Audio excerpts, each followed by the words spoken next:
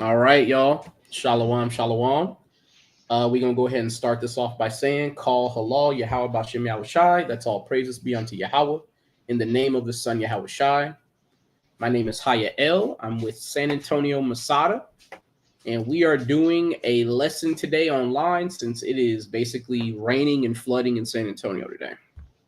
Right? So 1 second. I'm just going to make sure the stream is going good. Yeah, this is my first time using StreamYard, y'all. So if it's trash, my bad. Yeah, what else can I say? Cool. All right, I see it. All right, cool. I'm trying to see the delay, Salaki. There it is. All right, cool. All right, anyway. So we're going to go ahead and start off with a lesson today. And today's lesson is titled, The Call is Sounding, Will You Answer? Right? As an Israelite, the things that are going on the earth right now should have you in the mindset of what do you need to do to ensure your salvation has been worked out with fear and trembling, right? What should you be doing as a servant of the Most High God to distinguish yourself from the wicked? So we're going to get into that. Brother, can you get me Isaiah 13 and 1 through 6 in the NLT? I'm going to pull it up over here.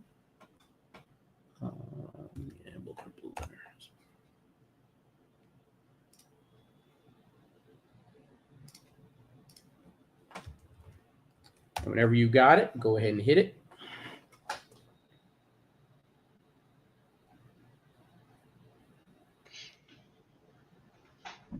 This is Isaiah 13, 1 and 6 in the NLT. It says, Scream in terror, for the day of the Lord has arrived, the time for the Almighty to destroy.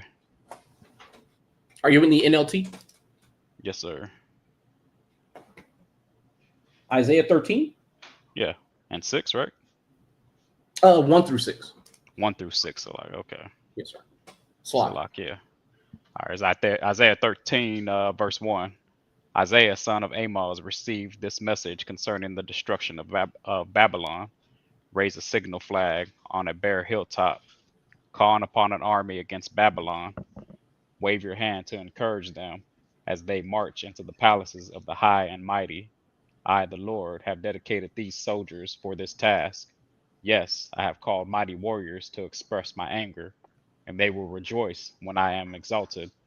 Hear the noise on the mountains. Listen as the vast armies march. It is the noise and the shouting of many nations. The Lord of heaven's armies has called this army together. They come from distant countries, from beyond the furthest horizons. They are the Lord's weapons to carry out his anger. With them he will destroy the whole land. Scream in terror, for the day of the Lord has arrived, the time of the Almighty to destroy. So that's what we're doing now, right? We're raising the alarm. We're raising a flag as a signal to our people to call them to gather together, right, as a nation under a code of behavior and ethics, right? So the military here in Babylon or America, you have the UCMJ, the Uniform Code of Military Justice, and it is the laws and code of ethics that the military body here in America governs themselves by. We are doing the same thing with the Bible. We are trying to call together our people to inform them of the things that they need to be doing in light of the Most High God mustering the battle against Babylon. Right? If you're familiar with all the warfare that's going on right now on the planet, you would know that Israel is back to basically aggressively bombing Gaza and trying to clear the remaining Palestinians off of that land. You would also know that basically the walls are closing in on Ukraine as they are pretty much nearing what I would call not necessarily a surrender, but a collapse, where NATO is going to have to get directly involved in the conflict simply because there just aren't any Ukrainians left to fight, right? So now you're seeing nations like Poland, Finland, now they're on high alert. They're marshaling their military forces as well as sending aid to Ukraine when they can. But you also have countries like Germany. They're pulling back their support because they know that it's a fool's errand. All right. Meanwhile, here in Babylon, you have the people, they've never been more divided. We're so divided now that groups that normally that are at each other's throats are starting to assist one another. Right? The Crips and the Bloods are now trying to assist our Northern Kingdom brothers in helping them elude ICE. So there's a lot going on the planet, and the Most High God is marshaling all these forces, whether they come from near or far. But it's all to carry out the Most High God's will and to appease his anger. And he's going to destroy the whole land and all those that basically have incensed the Most High God and angered him by preying upon his people and desecrating his name. That's why in verse 6, it talks about, the nations should scream in terror. And that's not just the heathen. The wicked of our people should be screaming in terror as well. But brother, can you get me Isaiah 49 and 25 through 26 in the NLT as well? —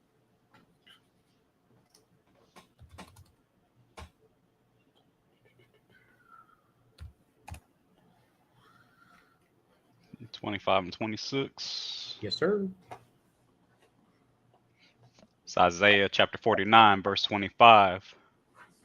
But the Lord says, the captives of warriors will be released, and the plunder of tyrants will be retrieved.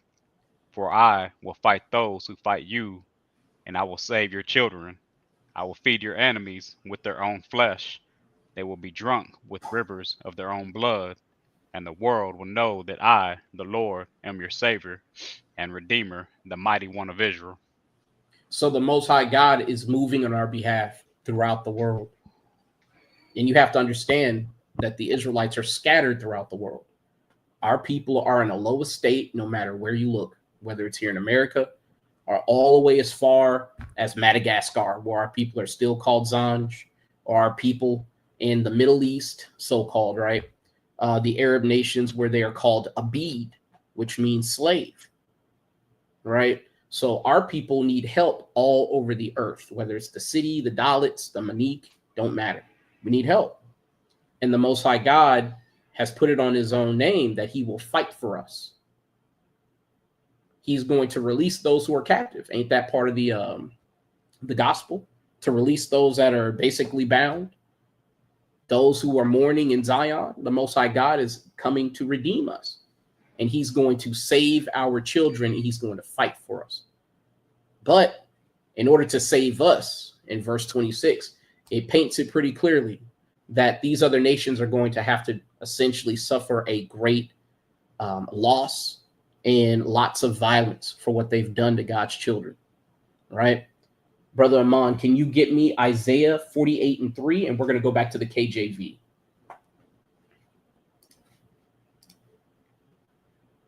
Now that I'm looking at my lesson, a lot of Isaiah here. Not intentional. I promise.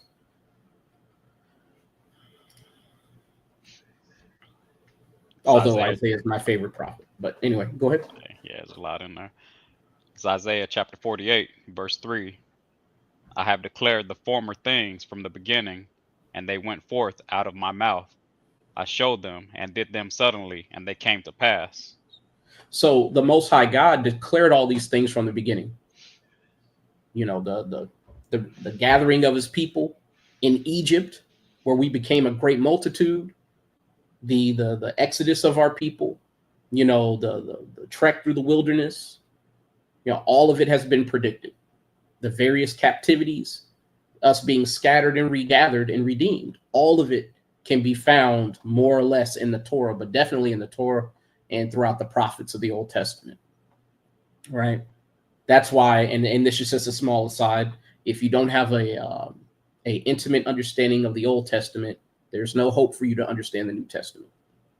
So if the things that we're bringing out to you today as an Israelite, if they're Greek to you, I recommend that you go and you pretty much focus on the Old Testament and get brought up to speed so you can know what's going on, right?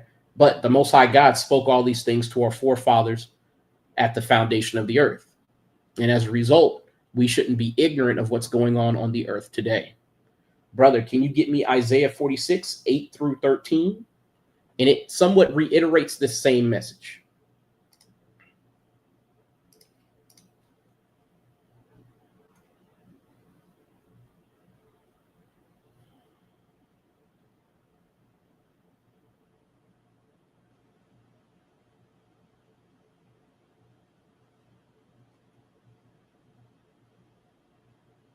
You got it? Salakia, and there. Isaiah chapter 46, verse 8. Remember that. Yeah, 8 through 13, yes, sir. Yeah. Isaiah chapter 46, verse 8. Remember this and show yourselves men. Bring it again to mind, O ye transgressors. Remember the former things of old, for I am God, and there is none else. I am God, and there is none like me, declaring the end from the beginning and from ancient times, the things that are not yet done, saying, my counsel shall stand, and I will do all my pleasure. So just to let it be known, all these things that are coming up on the earth, the Most High God has orchestrated these things to his own pleasure. So to y'all who have hangups and issues about how things are coming up on the earth and transpiring, I recommend that you get your mind right, because the Most High God has organized and ordained all these things from the very beginning. The way of man is not in himself, right? The Most High God runs this. But keep going, brother. It's verse 11. Calling a ravenous bird from the east, the man that executeth my counsel from a far country. Yea, I have spoken it.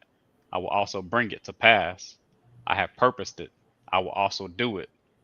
Hearken unto me, ye stout-hearted, that are far from righteousness. I bring near my righteousness. It shall not be far off, and my salvation shall not tarry. And I will place salvation in Zion for Israel, my glory. And that shows the mercy of the Most High God. Despite the obstinance and the hard-headedness of our people, the Most High God still makes a plea to the stout-hearted and those that are far from righteousness, to let them know that the salvation of our people is near at hand. A lot of our people get distracted by the illusion of length of time that we've been in captivity, not understanding that a day to the Most High God is as 1,000 years.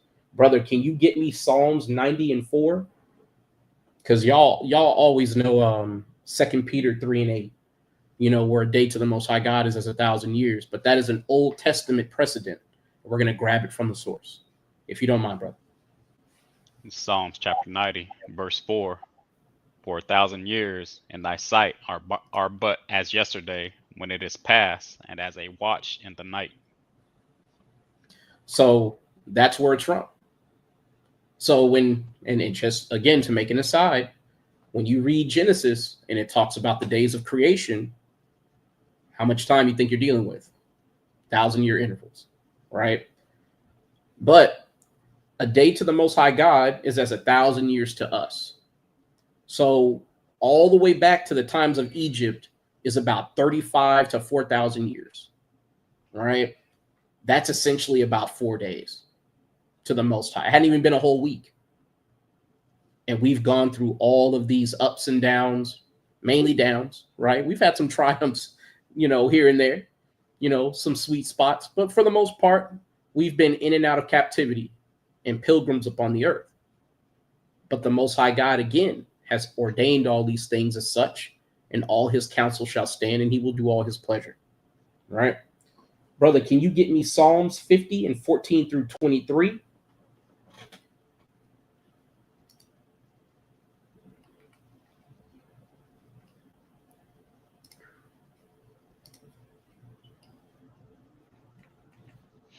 And if you're busy, I can grab it if something came up.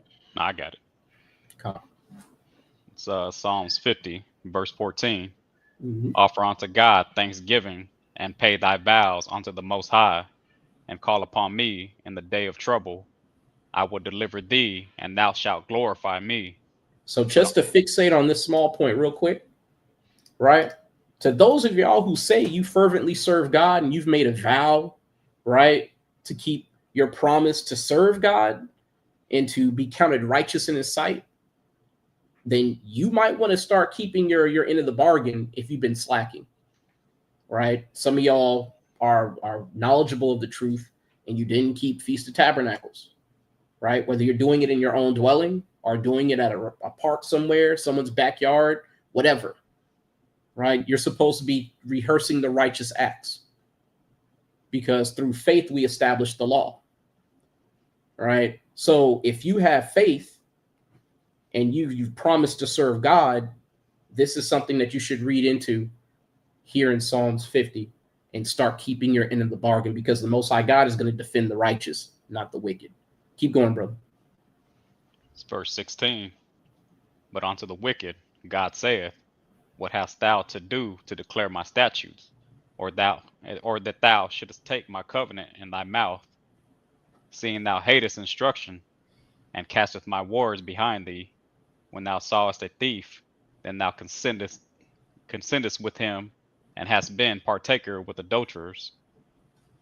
Thou givest thy mouth to evil, and thy tongue from deceit, or Salakia, and thy tongue frameth deceit.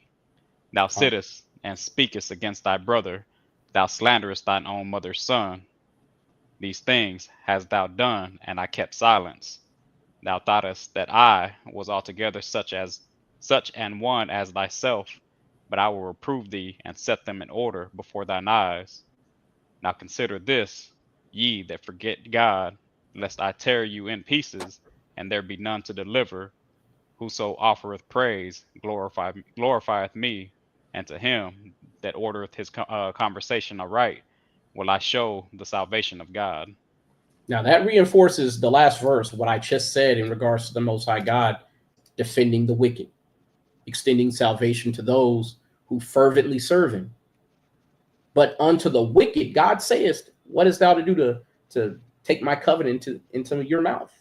Right? Why are you talking about you love God, you love Jesus, you're a soldier for Christ, don't do nothing God told you to do, don't do nothing Christ showed you to do, right? Many of our people, and I'm talking about even Israelites, have become lukewarm, or they've fallen out the truth because they think, hey man, God's neither going to do good or evil. Look at all this time that has passed.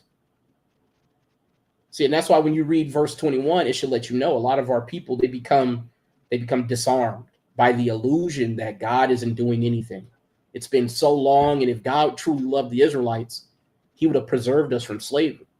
That's what some of them say. I've been hearing that argument more and more on social media, right? Whether it's AI-driven people, because some of these people who are social media influencers are AI, right? But I would wager a lot of the naysayers and dissenters are just angry ass niggas, right? Let's be real with it. And their logic is, if God truly loved us, he wouldn't have let this go on for this period of time, not understanding that his ways are not our ways and his thoughts are not our thoughts, right? And it's going to be to their shame when salvation comes to the righteous and they're left out simply because they lost patience, right? But let's move on. Brother, can you grab me Isaiah 59 and 15 through 21? Because the Most High God has a mind to repay his enemies, right? It is a righteous thing with God to recompense tribulation to those that trouble his children, right? Because they can't trouble the Most High. The Most High God is beyond their reach, and he is beyond their reproach. But our enemies can touch the apple of the Most High God's eye, right? And I'm going to grab that real quick while you get that in Zechariah 2. I'll read it real quick. Okay. This is Zechariah 2 and 7. Deliver thyself, O Zion, that dwellest with the daughter of Babylon, right? Where are we right now? We are with the daughter of Babylon, right? For thus saith the Lord of hosts, after the glory hath he sent me unto the nations which spoiled you. For he that toucheth you toucheth the apple of his eye. So the way the Most High God sees the afflictions done by the heathen upon us, he sees it as it being done upon him himself. And because the Most High God has kept silence for what we perceive to be a long season, many people, whether they be Israelites or heathen, believe that the Most High God will neither do good or evil, and he won't plead the cause of his people, not understanding that the Most High God, he has taken a chronicle and a recording of everything that has transpired, and he aims to recompense his enemies. Go ahead, brother. So Isaiah 59, Verse 15. Mhm.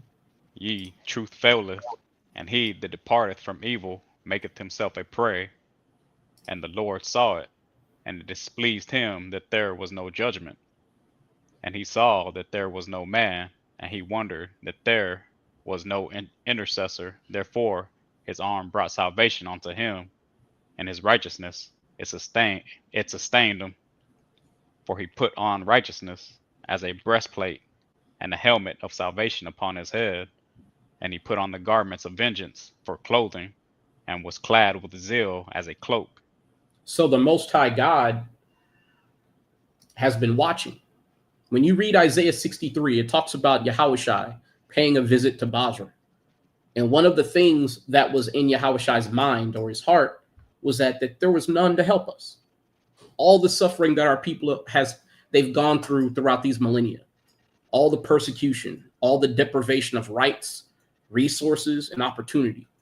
And no one simply thought, you know what, these people have had enough. We've done enough. We've built entire empires on their back. We've done everything to these people, including destroying their children, destroying their women, destroying their families. We've done everything. Let's stall them out for a bit. That has never happened. And as a result, the Most High God is further inflamed in his anger, because surely somebody would plead our cause or have mercy upon us. Now, that's not to say there's never been a gesture of goodwill, right? One of the things that I try to bring to note when I'm dealing with a heathen is that the sentence of penance is not exactly the same or to the same degree for every heathen nation, right? We know the nation of Edom is going to be destroyed because they've showed no mercy, and the Most High God orchestrated it as such so that they would be worthy of complete destruction. But when you look at the Persians and Medes, King Cyrus permitted us to rebuild our temple. King Ahasuerus or Artaxerxes, he reversed his decree with Haman to eliminate the Jews. He reversed his decision, and Haman and his sons were hanged. And then he passed a decree where we were able to defend ourselves as a nation. And because we defended ourselves, many of the heathen became so-called Jews, right? They became converts. But that doesn't mean that they get to escape judgment, because they too drank upon God's holy mountain and they have to pay for it. Keep going, brother. Verse 18. According to their deeds, accordingly he will repay. Fury to his adversaries, recompense to his enemies. To the islands he will repay recompense. So shall they fear the name of the Lord from the west, and his glory from the rising of the sun. When the enemy shall come in like a flood, the Spirit of the Lord shall lift up a standard against him. And the Redeemer shall come to Zion, and unto them that turn from transgression in Jacob, saith the Lord. As for me, this is my covenant with them, saith the Lord. My spirit that is upon thee, and my words which I have put in thy mouth, shall not depart out of thy mouth, nor out of the mouth of thy seed, nor out of the mouth of thy seed's seed, saith the Lord, from henceforth and forever.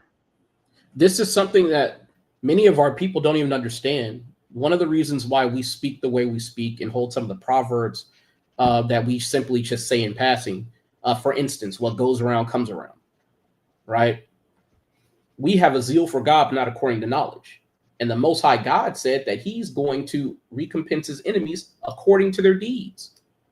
So as I was highlighting the difference between a merciless nation, such as the Edomites, and a nation that had a modicum of mercy, such as the Medes and the Persians, the Most High God is going to pay them back according to their deeds. But see, in 19, the Most High God is about to remind the earth to fear him through his judgment. One of the reasons why these heathen don't fear our God as we do is because they don't feel the rod of his discipline like we do. One of the things that I noticed, especially about the tribe of Judah, if we go off a little bit, we get completely just choke slammed with judgment. It's absolutely ridiculous how I don't want to say how badly, but how thoroughly we get disciplined. The tribe of Judah has been disciplined to the extent that we don't even have a homeland. The American black man does not have a land that he can run to and renounce American citizenship in. so that he can have a safe haven, even if it's just slightly better than America. We don't even have that, but our Mexican brothers have that, or Issachar has that, Zebulun, Naphtali, et cetera, right? But the Most High God is still going to exercise judgment upon all of his enemies, no matter where they might be found, no matter to what degree they oppressed his people, right? Or even if they rewarded his people. Hey, let's leave that out there. Maybe there's a heathen nation out there somewhere where it wasn't recorded in history. They did right by us. They allowed us to be Israelites, and they didn't encroach upon our abilities whatsoever. Maybe. If there's that nation out there, the Most High God is going to recompense them according to their deeds. What was the arrangement with Abraham according to the promise? Blessed are they that bless thee, and cursed are they that curse thee. Most High God is holding up his end of the bargain, right? As he said, and he's not a man that he should lie. And the Most High God is coming to bring salvation to Jacob or to Zion. But no, it's unto them that turn from transgression. So to those of y'all who don't believe in the Lord at all, those of y'all who are lukewarm, those of y'all who have all these foreign names, Ahaya, all this other shit, get your minds right, right? Because your belief is about to be put to the test. And if you put real scholarship behind finding out God's real name and what God expects of you, you should be at the same place that more or less the Hebrew Israelites who call upon Yahweh are at, right? But brother, can you grab me Isaiah? Damn, it is all Isaiah. Can you get me Isaiah 11 and 10 through 16? I swear this wasn't on purpose. You want me to hit it now? Yeah, go ahead and hit it. It's Isaiah chapter 11, verse 10. Mm-hmm. And in that day there shall be a root of Jesse, which shall stand for an ensign of the people. To which shall the Gentiles seek, and his rest shall be glorious. And it shall Now, come to hold pass. on 1 second, because I want to bring this up in the blue letter, because it's important that we bring this up, because someone might say that this is a message to all the heathen, and it's not.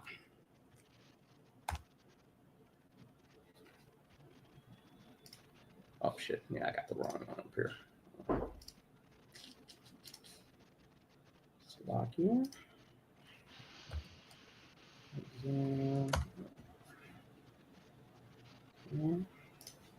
So we're going to show the term for people,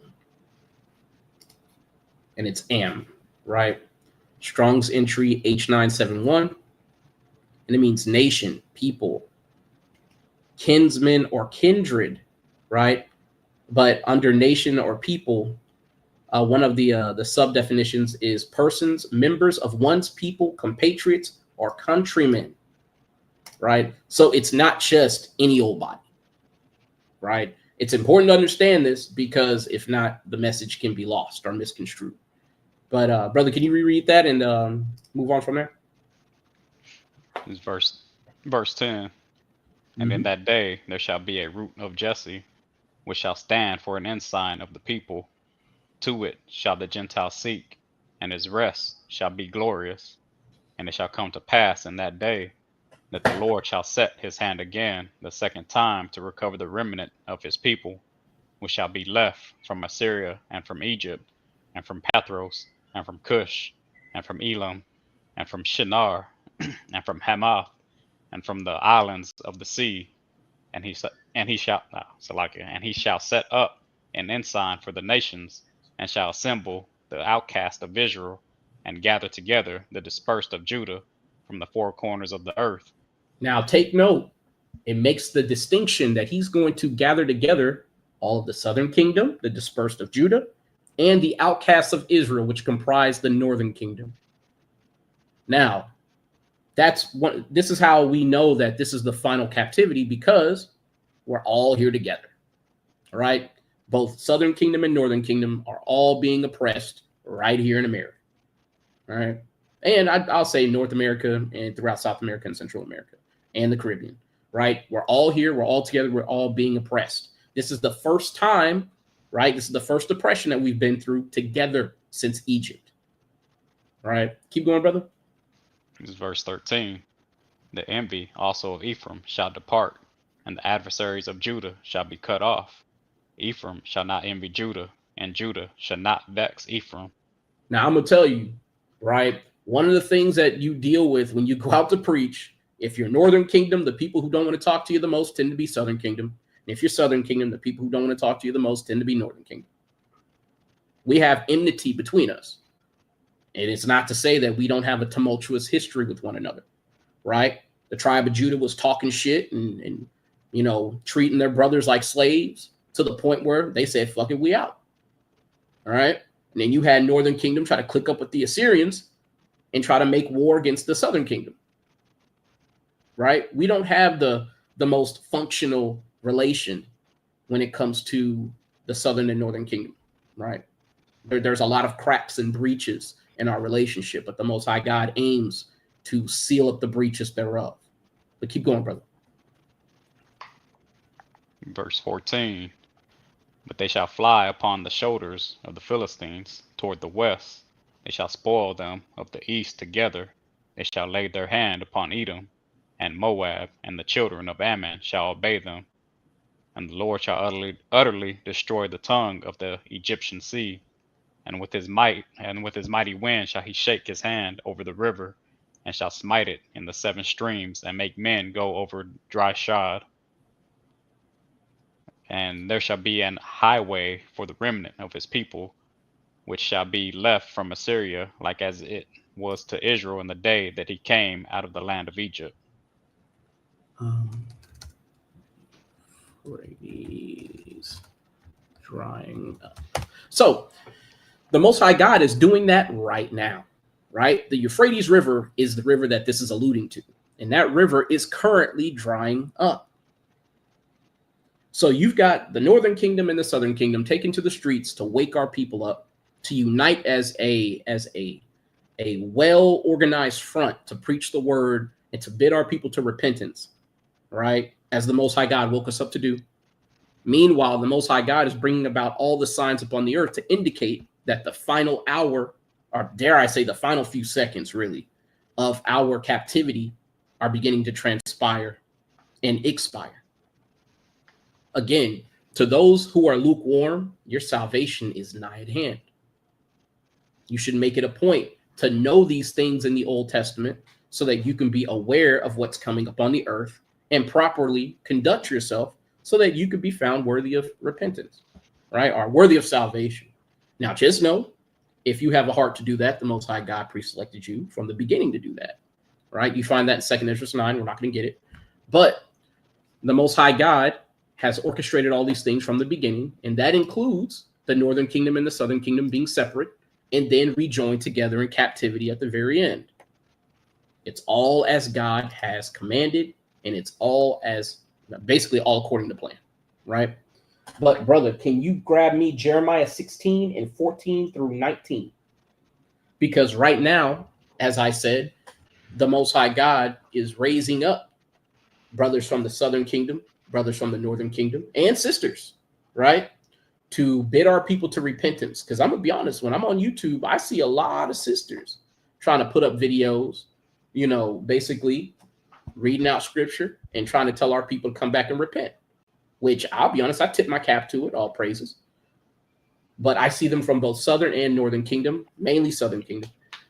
But the reality is that the Most High God has sent for his fishers. And we are currently trying to fish the men and women of our people to bid them to repentance. But fishing season has an expiration date. Brother, if you can go ahead and read. Jeremiah 16, verse 14.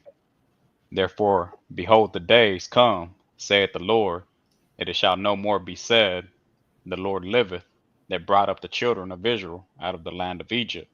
Now, 1 second. Think to yourself, if you're an Israelite, when is the last time you heard anybody mention the Most High God preserved the Israelites out of Egypt? I'll wait.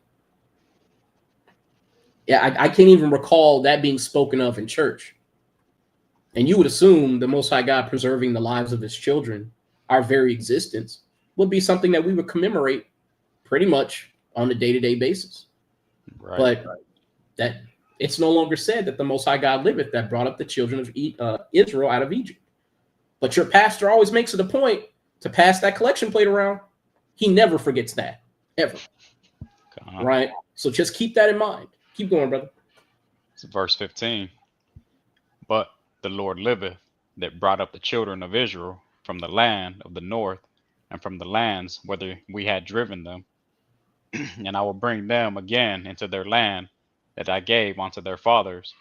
Behold, I will send for many fishers, saith the Lord, and they shall fish them.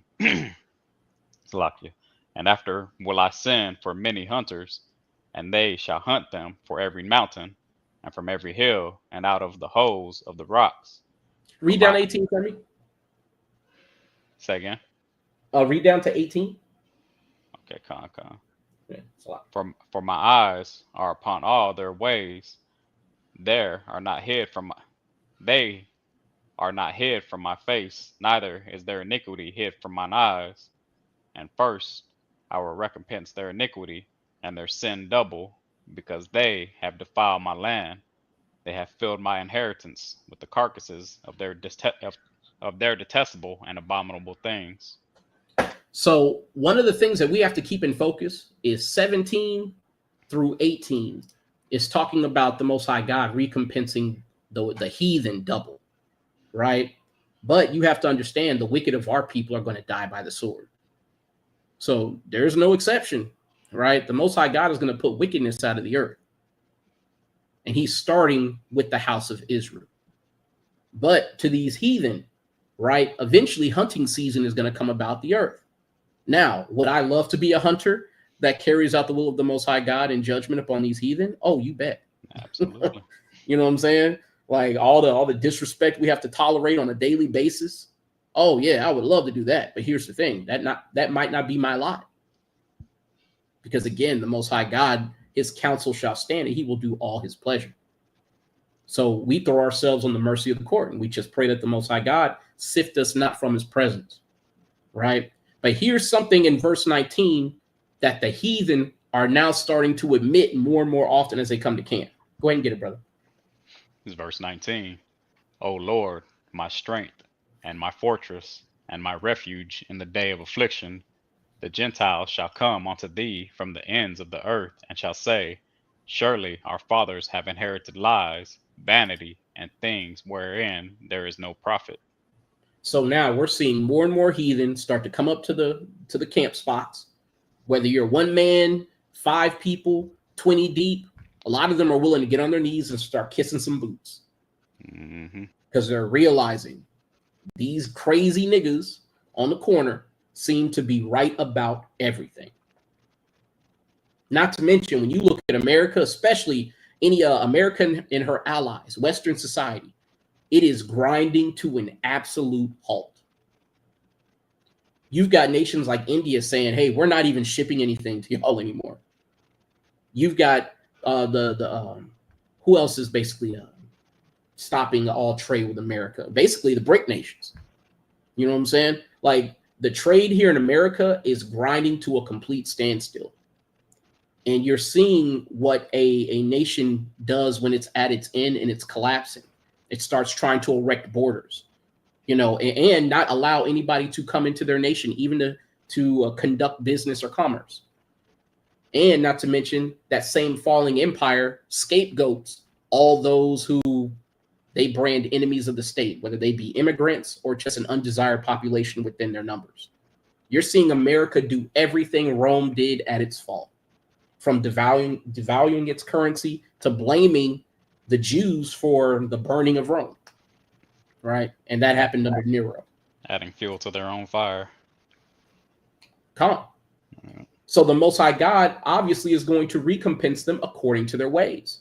But their children are going to complain of an ungodly father, right? Actually, I want to get that.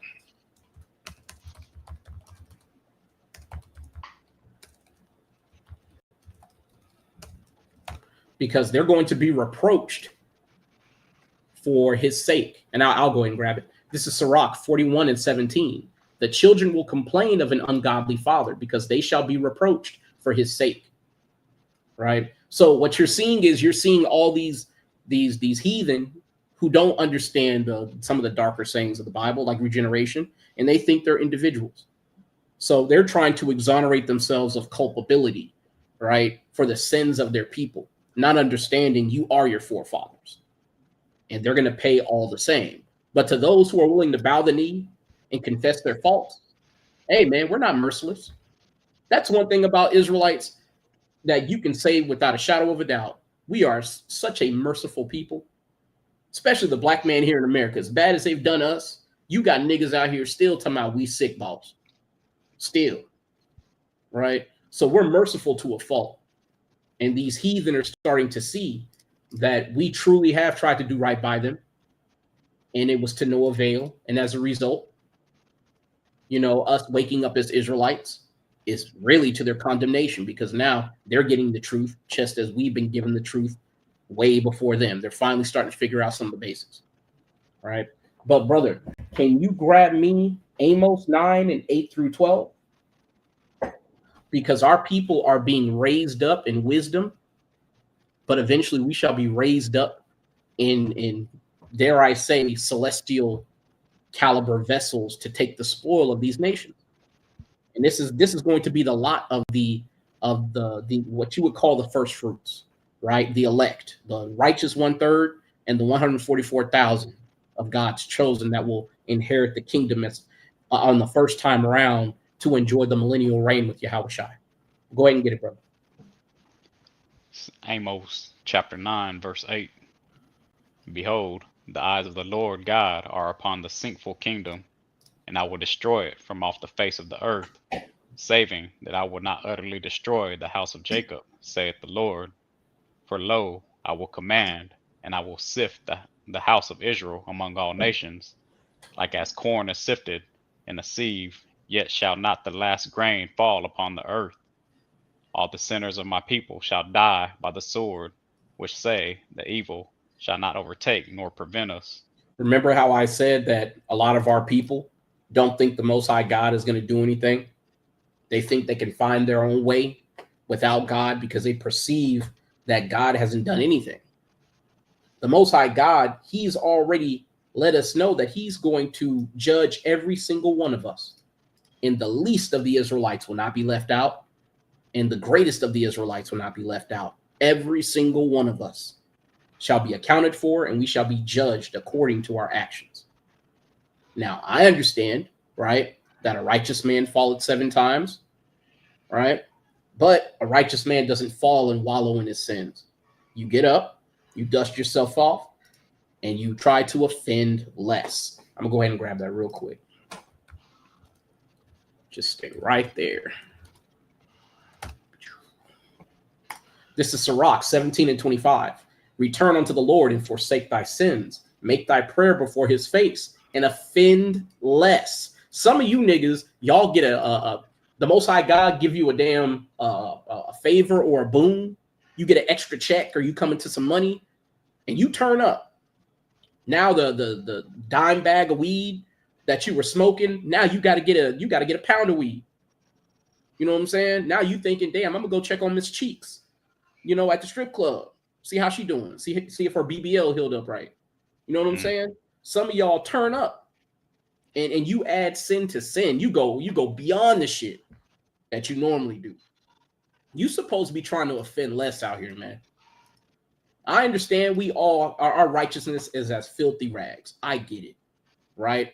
But this message is more to the brothers who are saying you won't be saved through the righteousness of the law. No one is saying that you will be saved if you keep the law, simply because you kept it.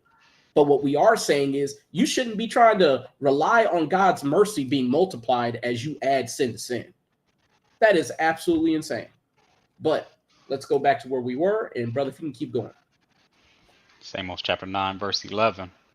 In that day will I raise up the tabernacle of David that is fallen, and close up the breaches thereof, and I will raise up his ruins, and I will build it as in the days of old, that they may possess the remnant of Edom, and of all the heathen which are called by my name, saith the Lord that doeth this.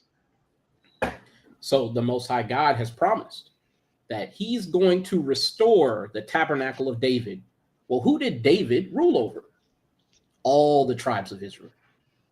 When Israel was a complete and united nation in harmony with itself and in compliance with God's laws, the Most High God is going to raise up his people again. Now, notice, when he raises up his people again, we about to ride out on these heathen.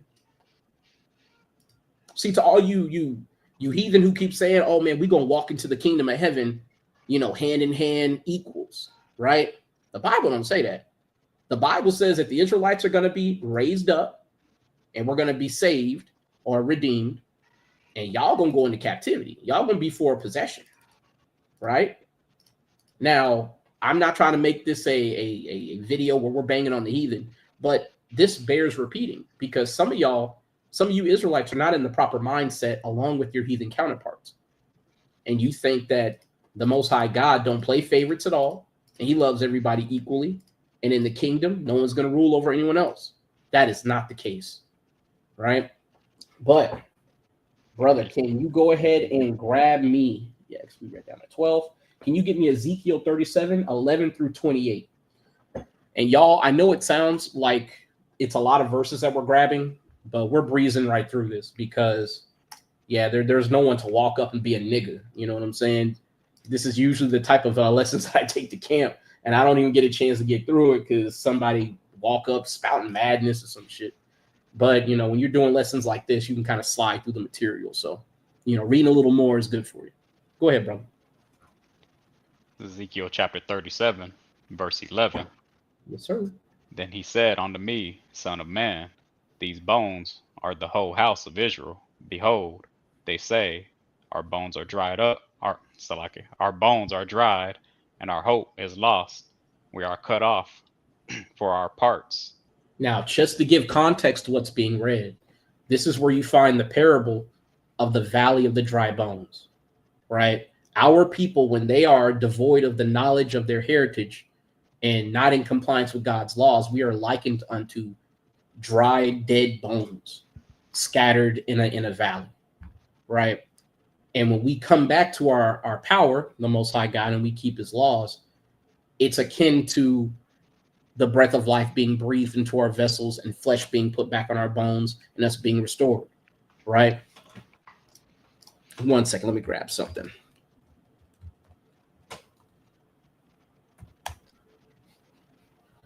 This is John 6 and 63. Let me grab it in the right version. It is the spirit that quickeneth, the flesh profiteth nothing. The words that I speak unto you, they are spirit and they are life. This is literally what Yahushua was talking about. He was breathing life back into his people, right? And some of our people required a sign, right? And signs were provided for the Israelites because the Most High God loves his people that much, and he multiplied his mercy that much for his people, right? Because those miracles weren't done in the midst of the heathen, right? But it is the spirit that quickeneth, right? So the Most High God is breathing back into his children the spirit of life through the Bible, through our teachings, through our efforts when we go out to these highways and byways and we talk to our people and we inform them of their true heritage. And if you teach, I'm going to tell you, Brother Amon, I know you can attest to this. To the brothers and sisters who come up and they understand, you see them come alive. You see it. Right. But it's a lot of you brothers and sisters who sit at home, they saying you don't get to see it because you're basically in a mausoleum, right? What is a mausoleum? I know I'm about to spell this shit wrong, right? Ooh, thank you, Google. You helped me spell it. I was about to look stupid out here. But anyway, a mausoleum, a large stately tomb or a building housing such a tomb or several tombs, a gloomy, usually large room or building, a magnificent tomb or stately sepulchral, I can't say that word, monument. So basically it's like a large grave repository where you might have graves stacked on top of each other, storing multiple bodies. Some of our people are literally trapped in a mausoleum. Not only are they dead in spirit, but they hang out with people who are dead in spirit. They do things that require no spirit whatsoever. Cargo right? slave ship. Con. right? You know, and to those of y'all who haven't looked at how those cargo slave ships were organized, you might as well have been laying in a coffin the way they had our people stacked up like sardines, right? Some of y'all never got off the cargo slave ship. It's straight up like that, right? So some of y'all are being housed in these mausoleums, not understanding why you can't receive the truth and be healed. You have to separate yourself from all appearances of evil, right? I'm not trying to throw shade at the YNs and their music preference, but if you still listening to niggas mumbling, not a good look. If you still hanging out in areas where sin is damn near required, you know what I'm saying? Like, say you go to a damn hookah bar where they don't even serve food; they just literally serve hookah pipes and different tobacco, knowing that that's desecrating your temple. If you're doing things like that, you're setting yourself up to fail. You're hanging out in mausoleums, right? You should be surrounding yourself with people who can bring you back to life, people who are having godly discourse, right? But keep going, brother. Ezekiel chapter 37, verse 12. Therefore prophesy and say unto them, Thus saith the Lord God, Behold, O my people, I will open your graves, and cause you to come up out of your graves, and bring you into the land of Israel. And ye shall know that I am the Lord, when I have opened your graves, O my people, and brought you up out of your graves, and shall put my spirit in you, and ye shall live, and I shall place you in your own land. Then shall ye know that I, the Lord, have spoken it, and performed it, saith the Lord. Now, what we're seeing now is that the Most High God is going through this process here, right? When you receive the knowledge of the truth and you wake up to who you are, start keeping the commandments, then that's when you start to live. But once the Most High God sees that the righteous 1/3 and the 144 are sealed, then you're going to have the acceleration of all the other prophecies, right? And part of that acceleration is going to be comprised of us being collected and recovered and taken back to our land. That is going to happen, right? But the righteous are scarcely going to be saved. And what I mean by that is we're going to be gathered right as the nukes fall on America. So don't be discouraged and don't be deterred from keeping the righteous path and keeping your hand to the plow simply because everything hasn't happened all at once, right? If you have endeavored this long, continue to endure, that you could be rewarded when it's all accomplished. Go ahead and keep going, brother. Verse 15. The word of the Lord came again unto me, saying, Moreover, thou son of man, take thee one stick, and write upon it for Judah and for the children of Israel as companions. Salakia, for Judah and the children of Israel his companions. Then take another stick and write upon it for Joseph, the stick of Ephraim, and for all the house of Israel his companions, and join them one to another into one stick, and they shall become one in thy hand. And when the children of thy people shall speak unto thee, saying, Wilt thou not show us what thou meanest by these? Say unto them, Thus saith the Lord God, Behold, I will take the stick of Joseph, which is in the hand of Ephraim, and the tribes of Israel his fellows, and will put them with him, even with the stick of Judah, and make them one stick, and they shall be one in my hand. Now, I have a question. It should be rhetorical at this point to anybody listening, but ask yourself this. Who is going to have these two sticks and rejoin them in their hand? Who's going to do that? Who's gonna wield the 12 tribes in authority? Yahushua, right? So we're going to be restored as a nation to be governed under our king, right? So hold on 1 second. See eye to eye. It should be in Isaiah as well, right? This is Isaiah 52:8. Thy watchmen shall lift up the voice. With the voice together shall they sing, for they shall see eye to eye, when the Lord shall bring again Zion. So when the Most High God restores us, right, as a nation, that's going to be when we are restored literally as the nation of Zion, not just the people, It's going to happen simultaneously, right? We are going to be restored as the nation of Israel, all 12 tribes, under our King Yahushua. And that's when we're going to be brought into the new covenant. All those different prophetic things that we talk about at length, sometimes in videos, sometimes on the street, sometimes unrecorded and private with individuals who are knowledgeable and ignorant, right? But this prophecy is coming to pass step by step, right? So, and this is just a word of support and aid to our people. Don't be dissuaded because you see so much upheaval, right? One of the reasons why I mentioned that on social media, some of the people that you hear speaking are AI voices is simply because they are trying to prevent the nation of Israel from gathering together. I have never seen more black people hate on Northern Kingdom in my life than in the last year. It seems like everywhere I turn, it is a foundational black American talking about no tethers. Meanwhile, you look at their habits and hobbies, and they might as well be Steven from Django. Makes no sense. But yet they go out of their way to hate on Northern Kingdom and talk about how they take jobs that our people, quite frankly, don't want to do. They talk about how they come into America illegally when this is their land. And then they try to say how disrespectful they are to us when all they really try to do is help us. When you have your mind right toward Northern Kingdom, and this is to my Southern Kingdom brothers and sisters, when you're showing yourself friendly to Northern Kingdom, they can't even fix their face to hate on you. I've noticed that. More times than not, it's a defensive mechanism because our people go out of their way to be assholes to everybody, including their own people. Right? And that's one thing about so-called black folks, you know for certain, if you hang out with us long enough, you put enough niggas together, we gonna start fighting because we get on each other's nerves. Right? How much more our brothers from the Northern Kingdom? So just keep in mind, nation of Judah, Benjamin, and Levi, when you're dealing with Northern Kingdom, go out of your way to make them feel welcome, if you can. I'm not saying suspend judgment or to turn judgment, but what I am saying is be quick to hear them. Some of them have very credible grievances. You know what I'm saying? I've literally listened to Northern Kingdom say I grew up around black people and all they did was make fun of me and talk shit my entire childhood.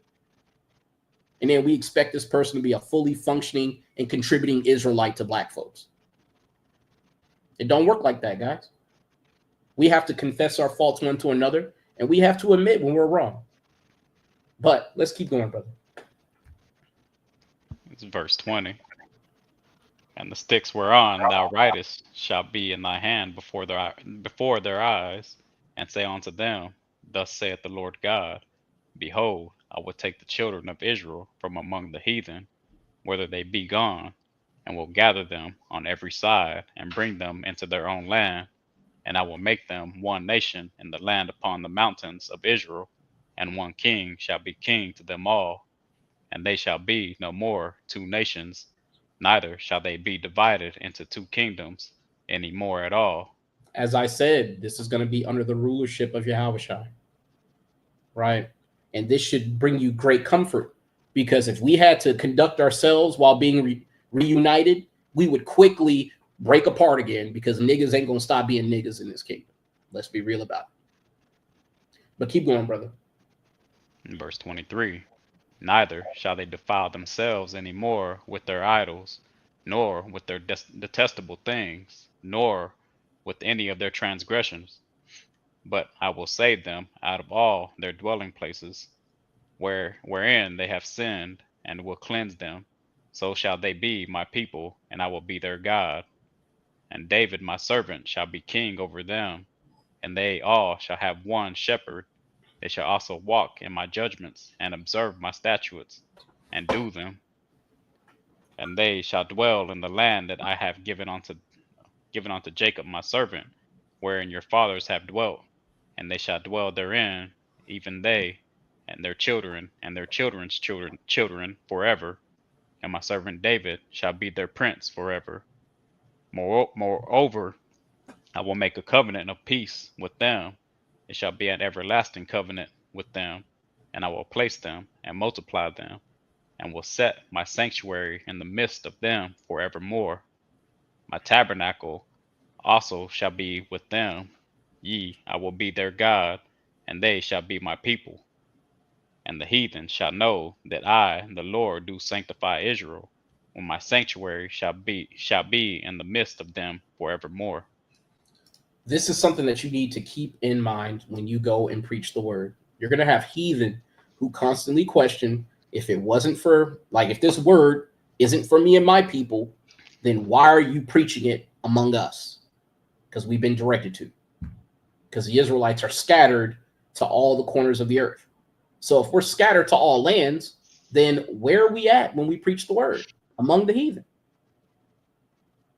But this is something that is easy to rebuff if you have a fine understanding of the Old Testament.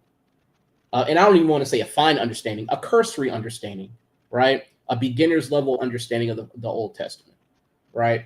But just to let it also be known, right, that the Most High God, he has ordained all these things to distinguish who his children are and who his children aren't. You have people over in Israel today saying that they're the true children of God. Of the things that we read just now here in Ezekiel 37, does this sound like the people over in Israel today? It does not. Why are they in that land when they're supposed to be scattered upon the earth? And how are they in that land proclaiming to be the southern kingdom and the northern kingdom is still missing? Food for thought. Because in the days to come, like, aren't they saying that an alien invasion is supposed to come on September 2nd?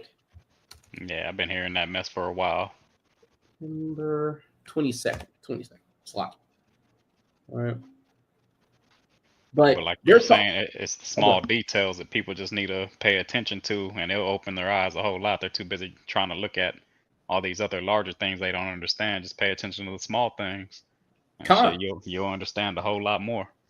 As a matter of fact, and I know it might seem like we're just kind of shooting the shit for a second, but we're not. This is very important because Yahushua lets you know directly that if it be possible, they would deceive the very elect.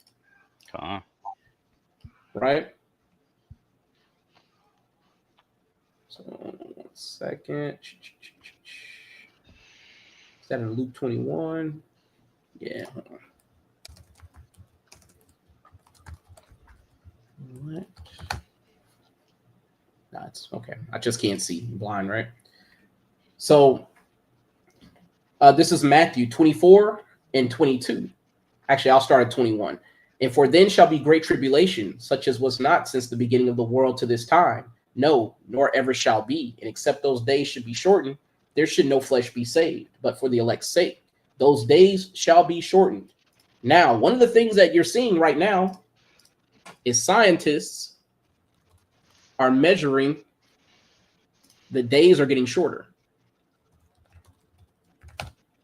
The Most High God is truly shortening the work. The earth is literally spinning faster. And you'll notice that this is from CNN, and this was published on July 21st, 2025. Right? Now, I don't know about y'all, but I am finding it impossible to have enough time to do anything right now. How about you, brother? Yeah, not really. You know what I'm saying? I'll look down, like making my lesson today. I started with about 2.5 hours. And before I knew it, I was like, yo, I only got 40 minutes left. You know what I'm saying? And it seemed like I had barely done anything. So the Most High God is speeding up these days. And what you're seeing is things are getting far harder to accomplish. It's getting harder to make money. It's getting harder to work. It's getting harder to maintain safety and peace. Right? The world is descending into a literal hellscape. Right? As was detailed in Daniel 12. Right? A time so bad that Michael, the archangel, has to stand up to fight for the children of Israel. We are drawing near to those days. But this is verse 23. Then if any man shall say unto you, lo, here is Christ, or there, believe it not. For there shall arise false Christs and false prophets, and shall show great signs and wonders, insomuch that if it were possible, they shall deceive the very elect. If y'all don't know about the designs of your enemy, I'd recommend that you start getting a bit of interest, right, in what I don't want to say just exclusively the so-called white man is doing, but what the heathen are doing to remain in power, right? Project Bluebeam is a declassified project, which they're still calling a conspiracy theory when they literally have declassified documents on this process that the government has planned to basically orchestrate an alien invasion using holograms in the sky. Now, of all the UFOs that have been sighted on the earth, and if you go outside at night, you'll see plenty of them, right? Just look up in the stars and take about 45 minutes. You'll see one or two of them just moving around, being weird. But all of a sudden, now they're telling you and declassifying UFO videos, UFO reports. Now they're setting the expectation of what's that Atlas 3L or whatever they're monitoring, and they're saying it's not a natural comet. What they're really trying to do is set the stage for an alien invasion that they can fake, so that they can say, "Hey, look, this is the Hamashiach. It's the anointed one. Here he is." Whether they portray him as white, black, or looking like a damn Martian, don't matter. That's why we're told that if they say, "Hey, here is Christ," or "There he is," we're not supposed to believe it. Because when Yahushua comes back, it's going to be on autopilot. You ain't got to do shit. You're going to do the work, right? But keep going, brother. Salaki. Did you read 28? No. I think I stopped at... I started at 26. I think I stopped at Ezekiel chapter 37, verse 26. Moreover, I will make a covenant of peace with them. It shall be an everlasting covenant with them, and I will place them and multiply them, and I will set my sanctuary in the midst of them forevermore. My tabernacle also shall be with them. Yea, I will be their God, and they shall be my people. And the heathen shall know that I, the Lord, do sanctify Israel. My sanctuary shall be in the midst of them forevermore. So the heathen are about to see with their own eyes, right? They're not going to just hear about it, right? You know how they say the revolution will not be televised? That's partially true. What they mean is the redemption of the Israelites will not be televised because it won't need to be. It's going to be a worldwide phenomenon, right? Brother, can you get me Revelation 11 and 8 through 11? Because if you think these heathen are fearful now of the things that we're saying and the things that are coming to pass, wait till the Messiah returns, shows up, and redeems the Israelites. Right? We might have to read Wisdom of Solomon 5, but go ahead and get it. It's Revelation 11, verse 8. And their dead bodies shall lie in the street of the great city, which spiritually is called Sodom and Egypt, where also our Lord was crucified. And they of the people and kindreds and tongues and nations shall see their dead bodies 3 days and a half, and shall not suffer their dead bodies to be put in graves. Now, just to reinforce the point, we read in Ezekiel 37 what it means to be in a dead state and to be dry bones upon the earth. Hence why I said, if you don't have a good understanding of the Old Testament, how can you understand what this means? Keep going, brother. And they that dwell upon the earth shall rejoice over them and make merry, and shall send gifts one to another, because these two prophets tormented them that dwelt on the earth. Which prophets are we talking about here? Right? If you read upwards in the chapter, actually, let's just go ahead and grab verse 6. I'll read it. These have power to shut heaven, that it rain not in the days of their prophecy, and have power over waters to turn them to blood, and to smite the earth with all plagues as often as they will. What two prophets did these things? Elijah caused the famine during his prophecy, or his time where he was a prophet upon the earth. And then you had Moses, who was the hand that the Most High God used to walk us out of Egypt and lead the people, and to usher in the plagues upon Egypt. All right. So again, if you don't have a decent understanding of the Old Testament, you cannot understand anything in the New Testament, most of all Revelation. And Amon, how many people do we have walk up to us saying complete madness from Revelation? Countless. Countless. And they walk up thinking they know what the fuck they talking about. Don't know nothing. Simply because they didn't take their time to start at the beginning, right? I'm not saying that you have to read the Bible in order every time you pick it up, or read a whole chapter anytime you have a point to prove. However, if you're reading the end of a book before you read the beginning, you have a very eccentric mind that's likely not getting the whole picture. And that's where a lot of our people are at. That's why John 3:16 is one of the most widely abused scriptures on the planet. And that's only because the people who quote it all the time have never read the Torah. They've never read the Old Testament and actually studied it, so that when they read the words of Christ, they understand what Yahushua was talking about, right? But go ahead and keep going, brother. Slack. This is verse 11. And after 3 days and a half, the spirit of life from God entered into them, and they stood upon their feet, and great fear fell upon them which saw them. And they heard a great voice from heaven saying unto them, Come up hither. And they ascended up to heaven in a cloud, and their enemies beheld them. That's all we need, right?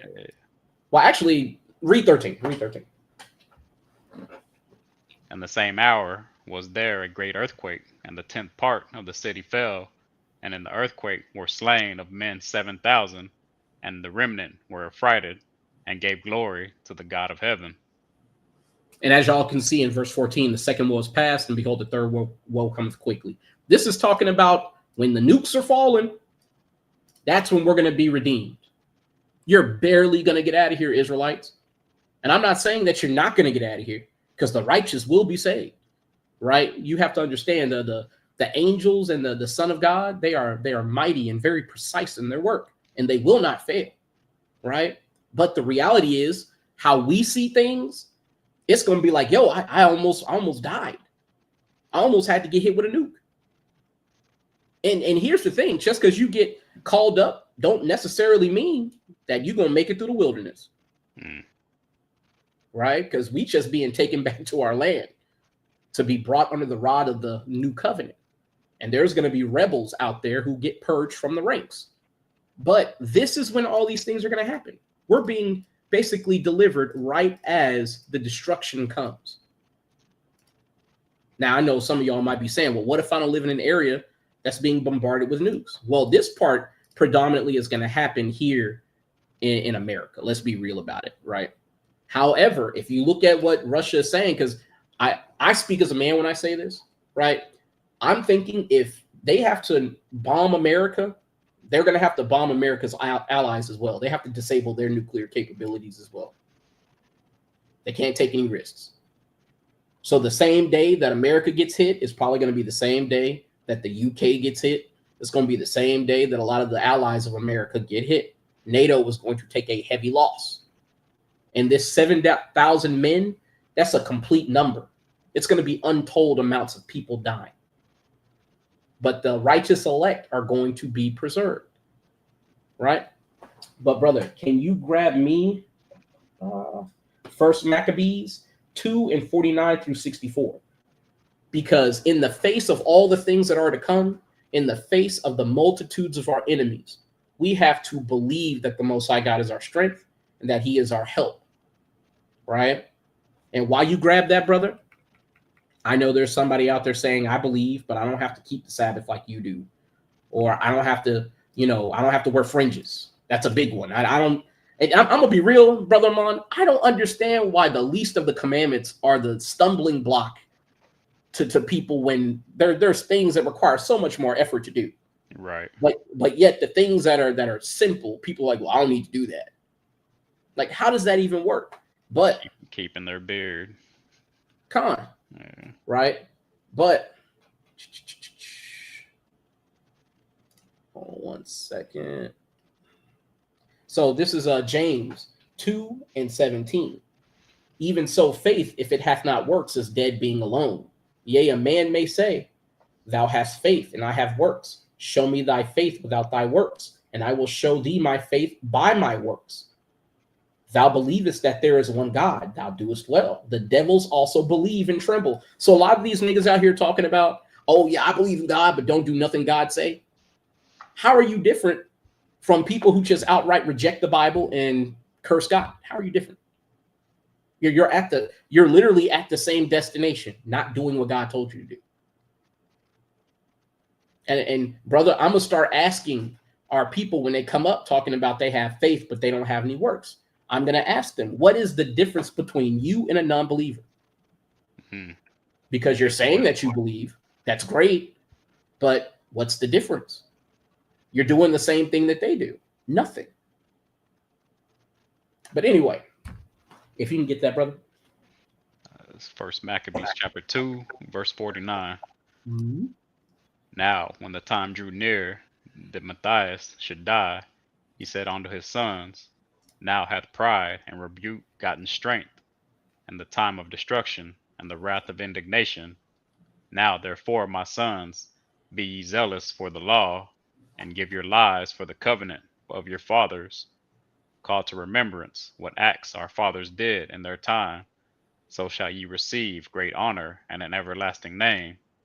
Was not Abraham found faithful in temptation, and it was imputed unto him for righteousness? Joseph, in the time of his distress, kept the commandment, was made Lord of Egypt. Phinehas, our father, in being zealous and fervent, obtained the covenant of the everlasting priesthood. Jesus, for fulfilling the word, was made a judge in Israel. Caleb, for bearing witness before the congregation, received the heritage of the land. David, for being merciful, possessed the throne of an everlasting kingdom. Elias, for being zealous and fervent for the law, was taken up into heaven. Ananias, Azarias, and Messiel, but by believing, were saved out of the flame. Daniel, for his innocency, was delivered from the mouth of lions. And thus consider ye throughout all ages that none that put their trust in him shall be overcome. Fear not then the words of a sinful man, for his glory shall be dung and worms. Today he shall be lifted up, and tomorrow he shall not be found, because he is returned into his dust, and his thought is come to nothing. Wherefore, ye my sons, be valiant, and show yourselves men in the behalf of the law, for by it shall ye obtain glory. So, and that's all we need, right? So what Mattathias was telling his sons as he was about to die was, hey man, like, being zealous for the law is one thing, but believing in God requires action. And he juxtaposed his message with the examples that his forefathers set, right? That's why, again, it's a slap in the face to those who sacrifice their time, their blood, and their bodies to properly serve God, for somebody who comes up who ain't even tried to even keep a law, talking about they serve the same God as you do. I take offense to that. And Brother Amon knows I take offense when the heathen say they serve God. I take great offense, right? Because all the hell that we've gone through because of our wickedness and our shortcomings in keeping the laws of God. Meanwhile, you've got the number one murderers, pedophiles, and offenders talking about they're in the same standing as we are with the Most High. Meanwhile, they ain't had to suffer none of the judgments. I take great offense. And so should you, if you call yourself being a faithful servant of Yahweh and a willing servant under Yahweh Shai, his son. You should take great offense that we have to do all of these acts of faith, which are really honors, right? In the kingdom, these are going to be properly lauded as honorous deeds among the Israelites, etched in records in literal heaven. Let us not stain our honor. I'm sorry? I'm saying, let us not stain our honor. Yeah. Is that First Maccabees 9 and 10? Go ahead and grab it. Oh, hold on 1 second. Mm-hmm.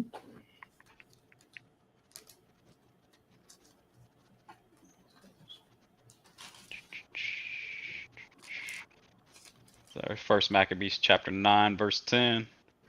Then Judah said, God forbid that I should do this thing and flee away from them. If our time be come, let us die manfully for our brethren, and let us not stain our honor. So we're literally supposed to be willing to accept death before dishonor. Mm-hmm. See, and that's a proverb of the world, death before dishonor. Where do you think they got that from? Where do you think they learned that from? When you see the examples of stoutness and stalwartness of our people in First and Second Maccabees, it will truly make you believe heroes are real. People who have an indomitable will, it will make you believe that they are real, and it will make you realize that those people, those heroes, are you. And that's one of the life-giving aspects of this faith, of this heritage, right? You get to truly see what the Most High God was trying to, or is trying to, craft us into. And it's servants who are worthy to rule and govern this planet, right? Valiant, gallant people. And that's what we are by nature. But in this cruel world, which wishes to depart, I'll say separate us, right, from our heritage, we're trained to be cowards. We're trained to be selfish and self-serving. When the first instinct of Israelites, more times than not, is to give their last. And that's what you have to be willing to do when you believe in God, right? But, brother, can you grab me Psalms 18 and 1 through 3? Because by the Most High God, we shall be saved. But you got to understand something. If you're not righteous, the Most High God, you're gonna suffer that judgment. Whatever that judgment might be, it might be a scourge for correction, but it also might be just straight out death. Go ahead and get it when you got it. Psalms 18, verse 1. I will love thee, O Lord, my strength. The Lord is my rock and my fortress and my deliverer, my God, my strength, in whom I will trust, my buckler and the horn of my salvation, and my high tower. I will call upon the Lord, who is worthy to be praised. So shall I be saved from my enemies. So this is one of the reasons why showing yourself a servant worthy of approval is important. Because, and I say it all the time at camp, we do the Israelite two-step, right? Many of us, we go through our lives doing what we want to do, disregarding God's words, and then we get into trouble, and then we call upon God incessantly, over and over and over again, making promises we don't intend to keep. Talking about, God, if you save me out of this one, I promise I'll never be caught dead at the strip club again. You know what I'm saying? I'll stop being a whoremonger. I'll stop using all these drugs if you just stop me from ODing this one time. I feel my consciousness slipping, Lord. Where you at? See, we all call upon God, but the Most High God, he's not trying to save those who don't take heed to his word, right? As a matter of fact, 1 second, I'm going to grab something. Actually, brother, can you get me Sirach 2? And I believe it might be 24. I always forget where it's at. Hold on a second. Nah, shit, it ain't even that long. Where is it? 13. Should I say 24? But 2 and 13. Sirach chapter 2, verse 13. Woe unto him that is faint-hearted, for he believeth not, therefore shall he not be defended. Read down to 15.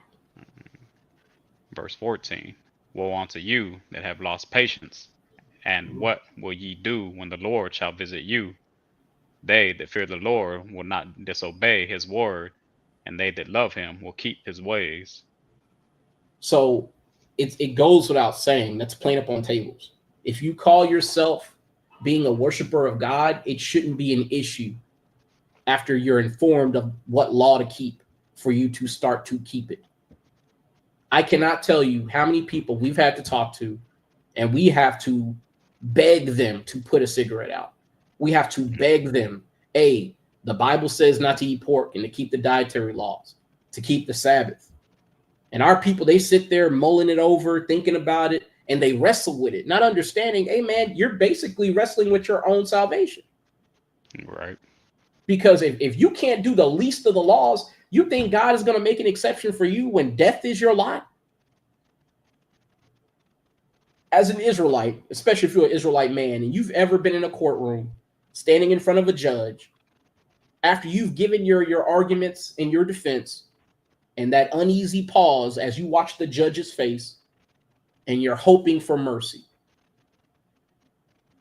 That is a very that is a very trepidatious moment. What does trepidatious mean?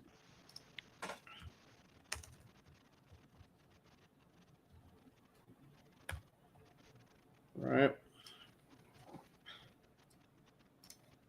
State of trepidation, a state of alarm, dread, apprehension, or fear, an involuntary trembling or quivering. Right? Can you imagine that Yahweh Shai literally is standing in front of you going, hey man, how come you didn't wear your fringes? And you give your excuse. And then he's going down the line. Why didn't you keep my Sabbath? What happened to the Feast of Tabernacles? What happened, man? You were doing it and then you quit. You went back out into the world. What happened? At that point, man, there is no Uber to call to ride about the area. There is no job to go work at. It's judgment time. You're going to have trepidation, so much so that people are going to be dying for fear. The Bible literally lets you know during the time of visitation, men's hearts are going to fail them for fear because of the things coming up on the earth. How much more when you stand before the Son of God and try to defend yourself? Keep it in mind, right? But, brother, can you grab me Daniel 6 and 25 through 28? Because one of the things that you have to understand is even the heathen know that the Most High God rules on this planet. Now, whether they want to accept his rulership, that's another thing altogether. But the heathen know that there is a higher power that governs this planet. And there's only really one group of people that are profane to the extent that they're outside of the realm of believing in God. And that's the nation of Edom, right? Hebrews 12 and 16 lets you know that, right? And before we go on, I love looking up definitions, man.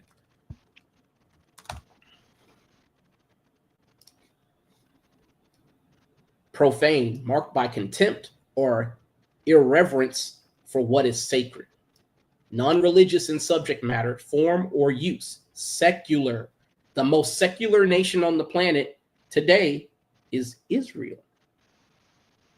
Who's over in that nation right now? Amalek, the chief of the house of Edom. So they are the most profane nation on the planet, just as the Bible dictates. But what if your behaviors mirror theirs? What does that make you? But, brother, can you go ahead and get that for me? It's Daniel chapter 6, verse 25. Then King Darius wrote unto all people, nations, and languages that dwell in all the earth, peace be multiplied unto you. I make a decree that in every dominion of my kingdom men tremble and fear before the God of Daniel, for he is the living God, and steadfast forever, and his kingdom that which shall not be destroyed, and his dominion shall be even unto the end. He delivereth and rescueth, and he worketh signs and wonders in heaven and in earth. Who hath delivered Daniel from the power of the lions? So this Daniel prospered in the reign of Darius and in the reign of Cyrus the Persian. So you remember when I said at the beginning that some of these heathen nations have showed a modicum of knowledge and mercy. This is another one of those instances. When Daniel was preserved in the lion's den, granted the Most High God did that. He sent an angel to shut the mouths of those lions that they not devouring. But King Darius, his heart was already moved to try to preserve Daniel.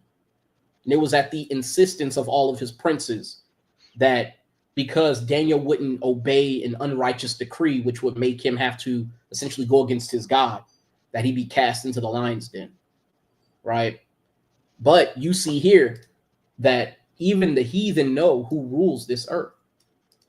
They know who to fear and to tremble before.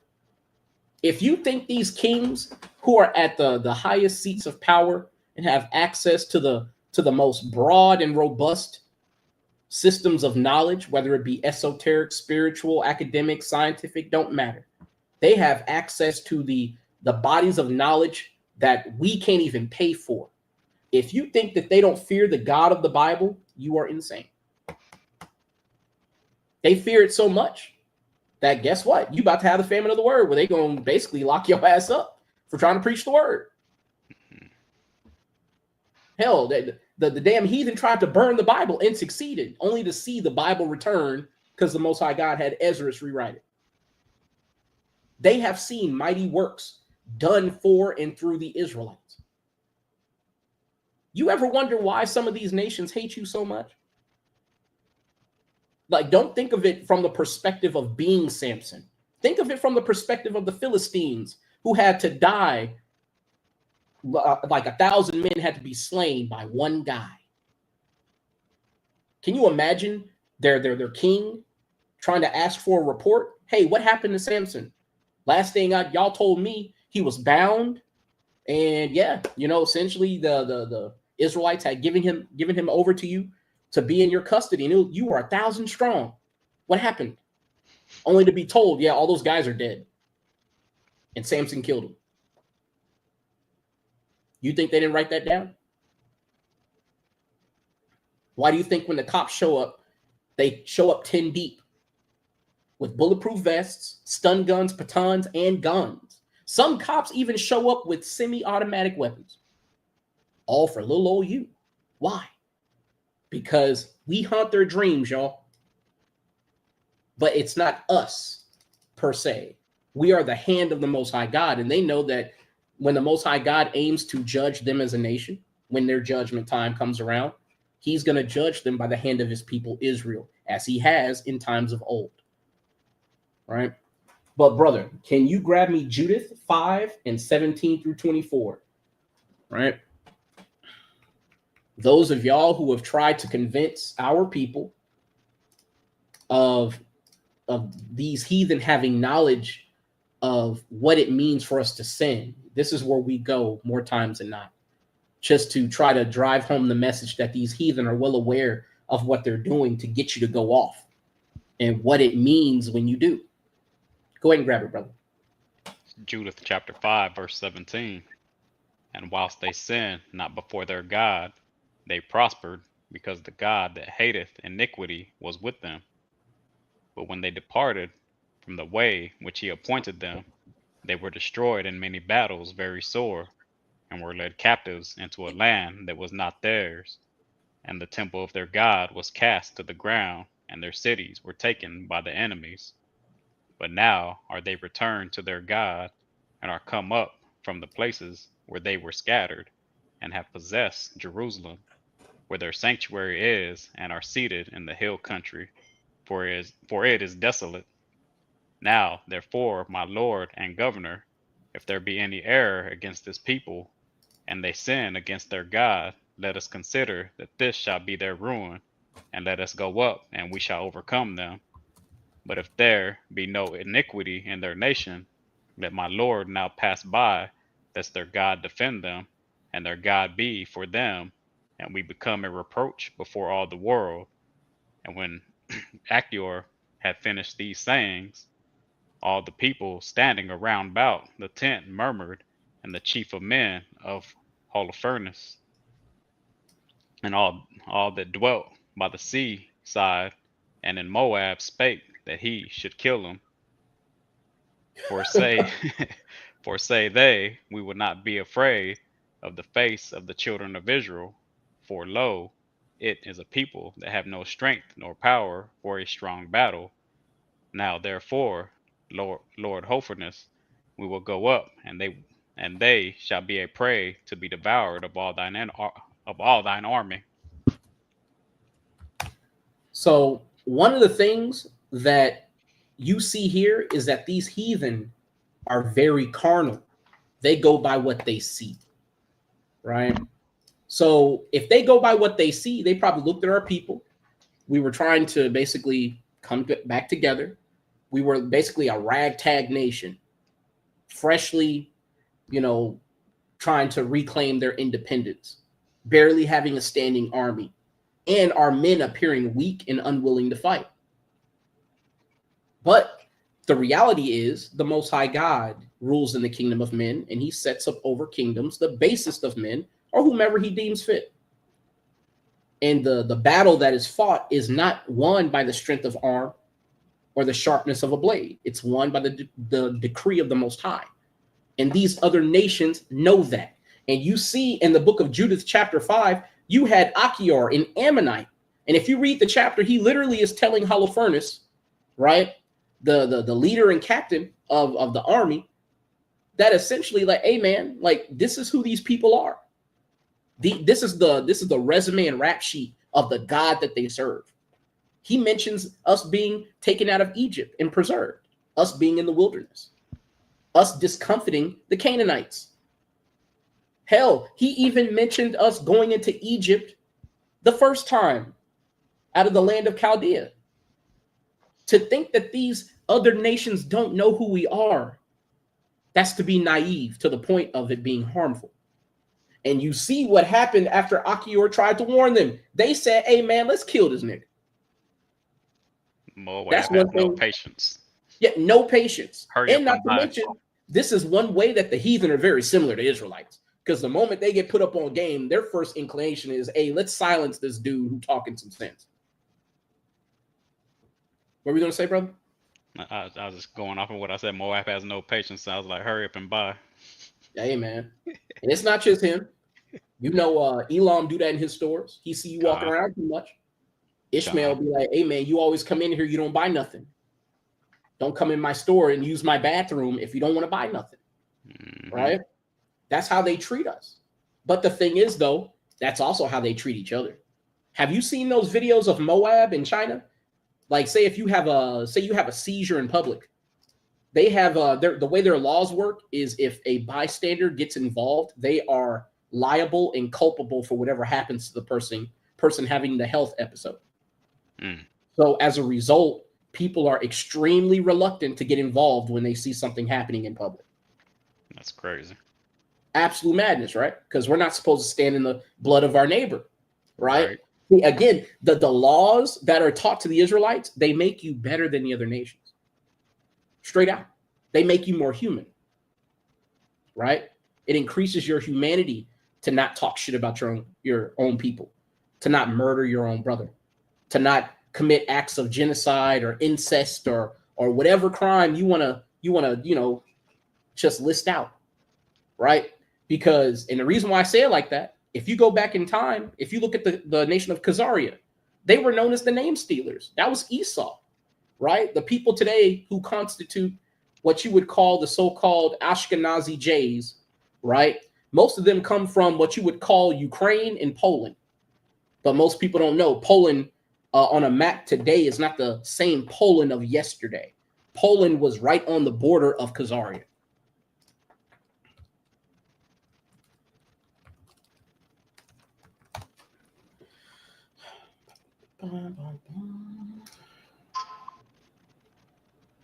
Poland and Lithuania, Khazaria, Ottoman Empire. That's why you have people like Vlad the Impaler. Why do you think he was impaling people, putting them on pikes, and letting his enemies see them? Because he was right on the border to the most wicked people on the planet. And what better way to deter them than for them to see their own countrymen who tried to go into the land and commit wickedness? You see their bodies hanging up because they failed. That's an excellent deterrent. That's why you have people like Augustus the Strong. Our people were once fearsome warriors who held their enemies at bay for literal centuries. That's why when we say we ruled in Europe, that's not to toot our own horn because we lost our rulership because we kept going off and miscegenating with heathen women.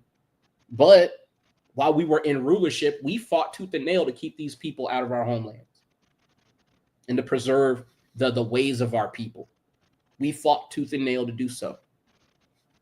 And this is just an aside. Sasanian Wars. So one of the things that you're going to want to look for is how we fell out of power during the Byzantine Empire. You have the Byzantine Sasanian Wars, where we were fighting the children of Elam. Right after this, we then had to fight the Byzantine Muslim Caliphate Wars. So the Arab Byzantine Wars.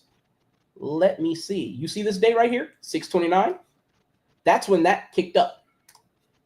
You see this day right here, 628? That's when we defeated Elam. Now, when did we have to start defending ourselves against the Ottomans?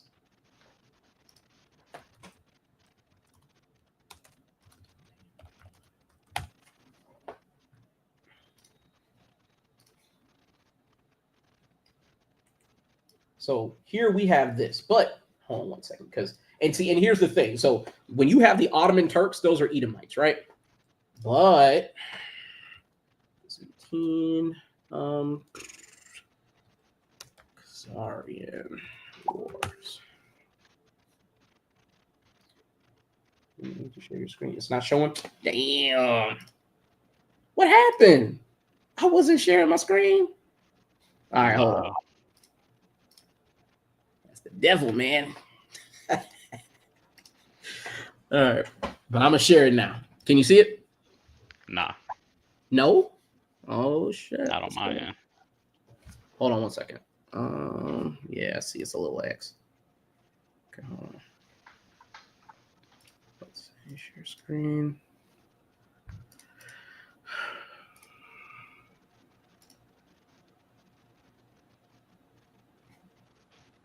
Oh yeah, let me add it to stage. There we go. Is that good? There it goes, yeah. All praise. Right. So when we were ruling in the Byzantine Empire, we ruled. Actually, you know what? And this is kind of a big aside because this is the type of history that you need to know when you go out to teach. Because when you're trying to tell our people, hey, we were the rulers of Europe, they need to know when and where, right?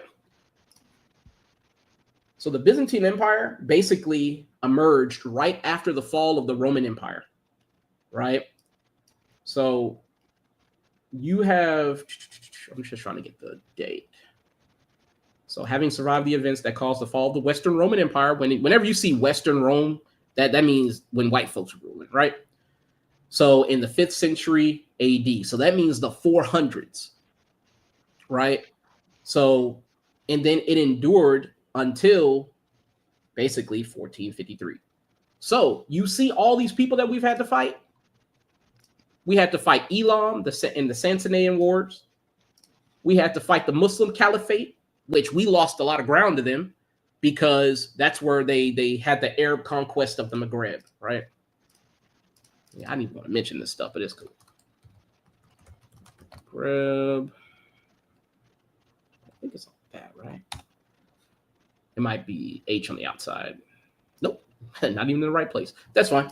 So the Muslim conquest of the Maghreb is literally what happened when they were fighting the Byzantine Empire, right? And they were taking over basically our lands or our people, right? In North Africa and parts of West or Northwest Africa, right? Because our people are, we were a mighty people, we were a numerous people, and we controlled a lot of territory. But we were also trying to retake the Holy Land by force. And you know what happens when we try to go against God's word? God raises up enemies for us to fight. And though it took a while, we eventually fell out of power, right? So what you have here is you have the Ottomans who came, and they were the ones who were basically pushing us to the west, right? If you don't know who this figure is, Oliver Cromwell, I recommend that you become familiar with him, right? When you see the term English, we were never English. We were Brits, we were Scots, we were Irish, we were Welsh, we were French, we were the Belgians, we were all those people, but we were never the English. This is code for white people, more or less, right? And basically, he was the one executing military incursions into our people. He was leading the Englishmen as they slowly took our land, they encroached, and later took over the papacy and the church and all those different things. So it was a comorbidity of things which caused us to fall out of power. And what does comorbidity mean, real quick? The presence of one or more disorders in addition to a primary disease or disorder. So the primary disease was we were breaking God's laws, and the Most High God rose up a bunch of other symptoms for us to handle, right? So instead of now fighting just Elam, we then have to fight Ishmael on the back of fighting Elam, and then we have to fight against the incursions of these people. Man versus the Moors. Right? This is when we were fighting Esau when he barely even knew how to wipe his own ass and cook food. Right? And you still have paintings of this stuff. Right? Let me see if I can load this thing up a little larger. Salakia, brother. I always do this on my online lessons, man. Oh, you good? Shit. But you'll see here, you see Esau out here, and you see how big this representation is of the so-called white man. See, when you read in Job 30, where it talks about them eating juniper roots for their meat and mallows, eating their food raw, this is the healthiest that Esau ever was. When he was barefoot, covered in hair, butt naked, out in the woods. That's why you had this as a mythos. Wood woes. Oh, that's spiritual. Where is that picture? Where is it? Oh man, where is that? They literally show a red-headed Edomite with a club. Where is it? I was laughing at that second one. He's just not redheaded. Yeah, right here. Hold on. That was Esau, y'all. So not only were we fighting all these heathen, we were fighting each other. Because the Moors were those who converted to Islam, because the Moors weren't just Israelites. They were an amalgamation or a grouping of people who operated under the banner of Islam.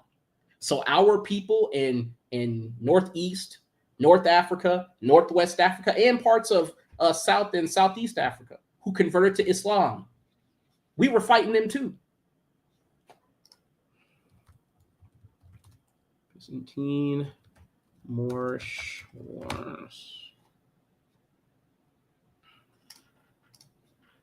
The Byzantine Moorish Wars were a series of wars fought between the Byzantine Empire and the various Berber kingdoms, which formed after the collapse of Roman North Africa. Wait a minute. But we were the ones who ruled over the Roman provinces after the Western Roman Empire fell. So the people who were still in those lands were us, primarily, right? Or at least the people who had authority. That was us. But with the Arab conquest of the Maghreb and them converting to Islam, they became enemies to the commonwealth of their own brothers. So if you've been counting, you've got Elam, you've got Ishmael, you've got, oh shit, I didn't even forget. Damn. Technically, we were fighting the children of Lot. But either way, we were fighting Elam, Ishmael, Esau, and each other. And we did scatter in all directions after 70 AD. We went into Asia as well. That's why you had a push for Confucianism. Actually, you know what? Kunlun slaves. There we go. Right? And this was all the way back in the Tang Dynasty. The Kunlun slaves is this guy. Looks like a nigga to me. Right? But the Kunlun people are the ones who arrived in China via the Arab slave trade. Oh, so you think they took some of us in slavery when you had the Muslim Caliphate fighting against our people in North or throughout Africa? I don't even want to just say North Africa, throughout Africa. Of course, we were being sold all throughout the earth, but some of our people were already in those areas, right? We're not going to go further into this because this is like turning to history, and that wasn't my intent. But as you can see, that when we went off from serving God, the Most High God let it be known through his judgment that we had turned from him and that he was going to bring us under the curses. And he did so with gusto, right? But brother, can you grab me Deuteronomy 32, 26 through 36? Because despite fighting all of these various nations, we should have been, I'll be quite honest, we should have been beating the shit out of all these nations. Because it wouldn't have been the first time we had to fight everybody simultaneously. We had to do that under King David's rulership. We had to do that while we were in the wilderness, while we were being led by the angel of the Lord. We had to fight everybody, and we won because we were keeping God's commandments. But go ahead, brother. Deuteronomy chapter 32, verse 26. I said, I would scatter them into corners. I would make them remembrance. I would make the remembrance of them to cease from among men. Were it not that I feared the wrath of the enemy, lest their adversaries should behave themselves strangely, and lest they should say, Our hand is high, and the Lord hath not done all this. For they are a nation void of counsel, neither is there any understanding in them. Oh, that they were wise, that they understood this, that they would consider their latter end. How should one chase 1,000 and two put 10,000 to flight, except their rock hold solid them, Salakia, except their rock hath sold them, and the Lord hath shut them up. So, despite us being attacked and assailed from all angles, had we have kept God's commandments, we still would have been victorious. The Most High God already told you in the book of Deuteronomy, especially if you read Deuteronomy 28:1, because we always go to Deuteronomy 28, we start at 15, but the thing is, you should start at 1, start at the beginning, and see the threshold or the stipulation for the blessings to kick in. And if we are blessed, no one can turn it away. No one can bring us down. That's why men like Samson could kill 1,000 by himself. That's why King David could face down legions of soldiers by himself. Hell, there are people that most of us don't even look at in the Bible who face down hundreds of people.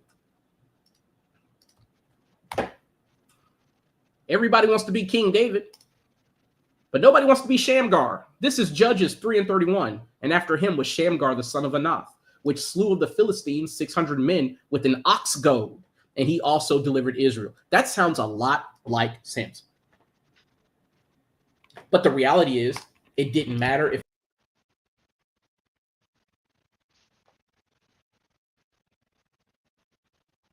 Hey, you cut out.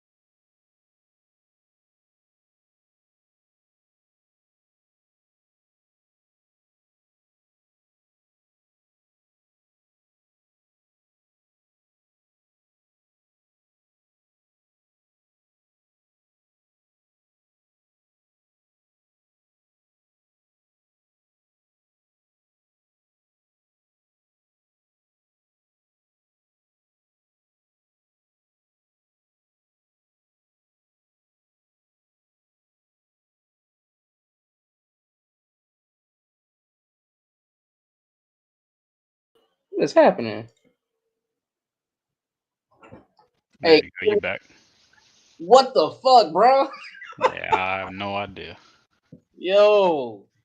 Hey, man, there's something to it, man. Whenever you bringing out this truth, man, stuff just start happening. You know what I'm saying? We're not ignorant of Satan's devices, and we ain't gonna let that stop us, though, right? But most people talk about wanting to be all the well-known figures in the Bible. But that's why you need to be searching throughout the Old Testament so that you can see there were many judges in Israel. There were many heroes in Israel, whether it be Ehud, Jephthah, Shamgar, Samson, Samuel, Saul, David, hell, even the wicked ass kings. You know what I'm saying? Whether it be of Judah or of the northern kingdom Israel. All men of valor, David's mighty men, all of these different people. The Most High God can put the spotlight on you and make you to shine if it is his will. So it's not about aspiring to be someone else. Be who God has deemed you to be and do your best, right?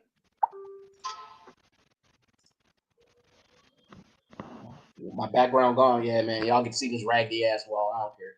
It's cool. Shit, I ain't worried about that. But, brother, can you go ahead and grab me right. Want me to finish 32, Deuteronomy 32? Mm-hmm. Yes, sir. Deuteronomy 32, verse 31. For the rock is not our rock, even our enemies themselves being judges. For their vine is of the vine of Sodom, and of the fields of Gomorrah. Their grapes are grapes of gall, their clusters are bitter. Their wine is the poison of dragons, and the cruel venom of asps. Is not this laid up in the store with me, and sealed up among my treasures? To Now, me, you might look at this and not understand metaphorically what this is talking about, right? This is talking about us taking in the doctrines of these other nations and it being with us because we are the Most High God's treasure, right? Hold on one second. Can you go with me to Malachi 5 real quick? As a matter of fact, let me get it real quick. All right, Malachi 4 is locked in. Is it 4 or is it 3? It's 3. It's locked in. Can you get me Malachi 3 and 17? 3:17. I'm on Malachi 5. Nigga need to read his Bible, right?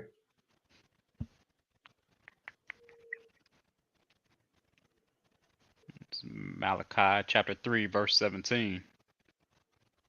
And they shall be mine, saith the Lord of hosts, in that day when I make up my jewels, and I will spare them, as a man spareth his own son that serveth him. Then, So, no, that's all we need. okay, So, sorry. this is all to say, this is how the Most High God views us. We are a treasure unto the Lord when we are operating in our proper capacity. Hence why we are likened unto silver and gold, which has grown dross, and we've been put into a furnace to be refined. You know what I'm saying? We are still precious metals, precious stones in the eyes of God. But if you forsake God's commandments, you worse than a dog. Well, let's finish out in Deuteronomy real quick. Deuteronomy 32, verse 35. To me belongeth vengeance and recompense. Their foot shall slide in due time, for the day of their calamity is at hand, and the things that shall come upon them make haste. For the Lord shall judge his people, and repent himself for his servants, when he seeth that their power is gone, and there is none shut up or left. So, just as it says that the doctrine of these other nations is as poison, and that poison was already with us, the Most High God already let us know that in time we were going to fall. We were going to fall to the temptation to keep the ways of the heathen. And as a result, he would judge his people and scourge us repetitiously. And he would do so until our power is gone.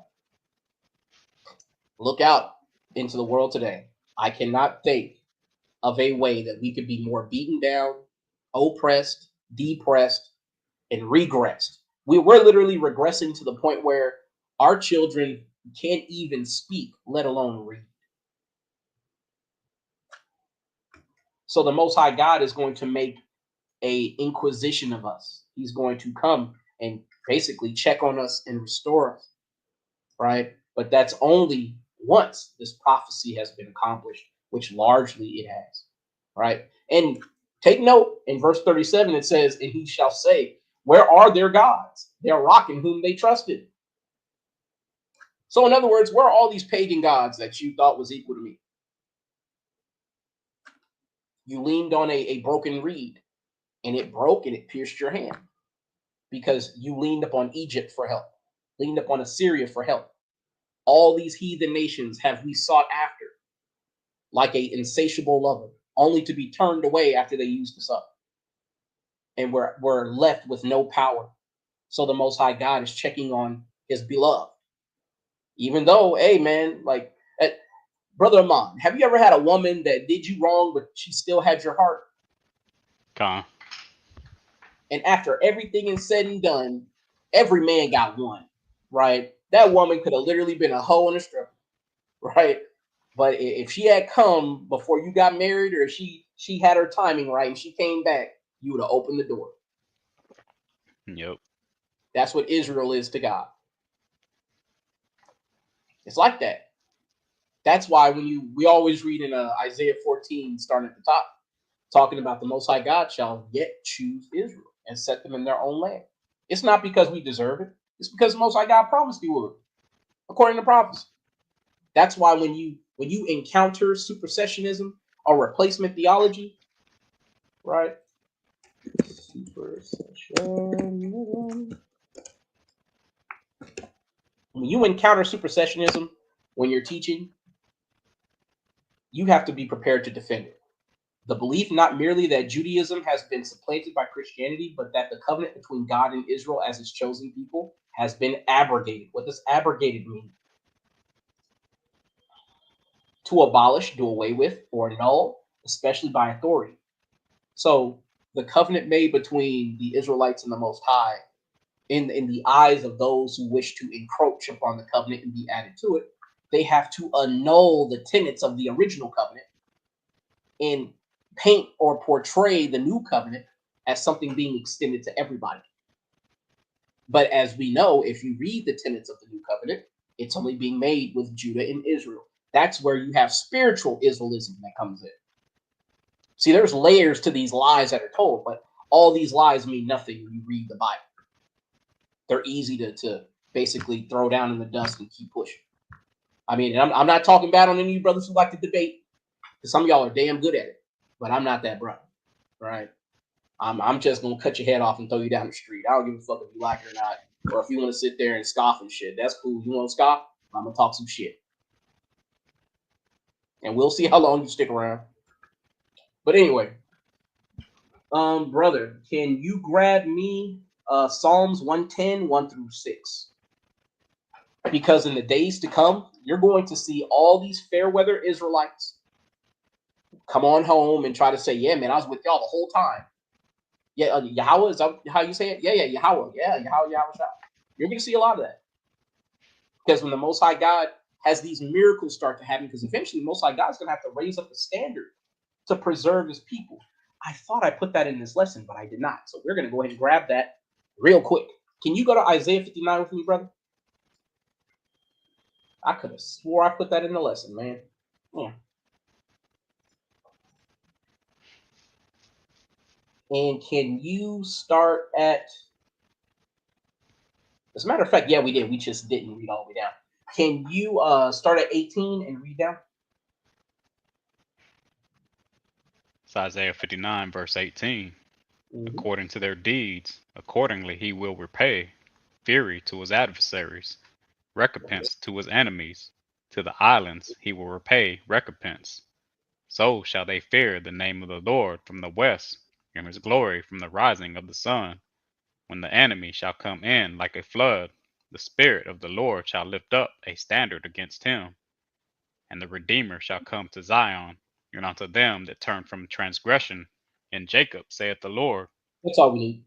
So what you see here is when the enemy is coming in to do harm to you in these last days, can you imagine the first bulletproof nigga who appears? Really think about it. When a man of the Lord is being pressed by his enemies with guns and weapons and the might and bluster of these enemies, only to be cast down by one God You're going to start seeing that again. You're going to start seeing healing being done, miraculous acts being done among the Israelites. When that happens, that's when you're going to start seeing Psalms 110, 1 through 6. Let's go ahead and get it. Psalms chapter 110, verse 1.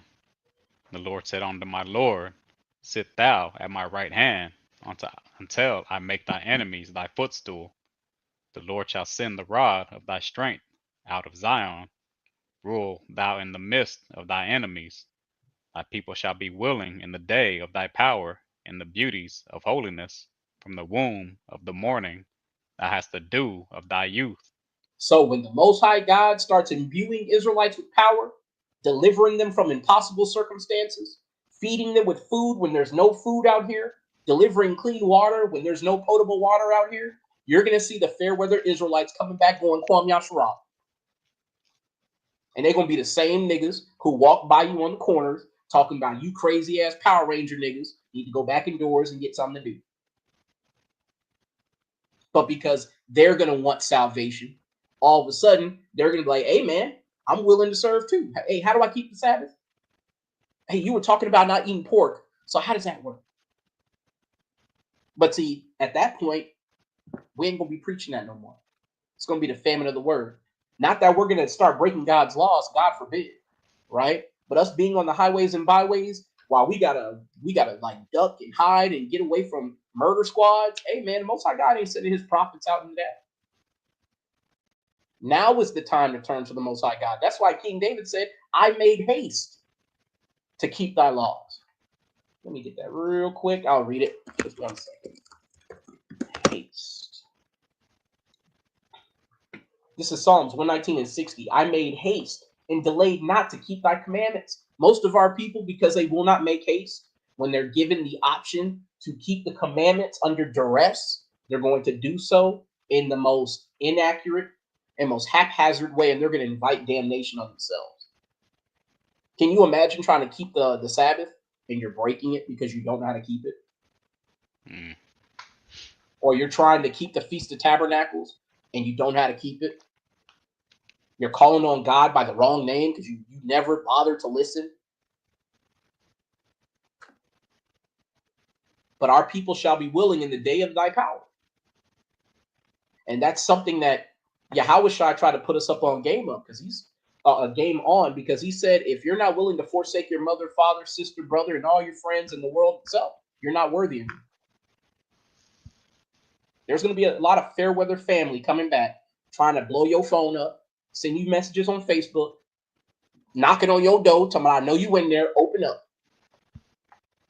And you're going to have to say, hey, man, you had your chance. I don't delight in that. However, I choose God over anybody else any day. And you should too. Keep going, brother.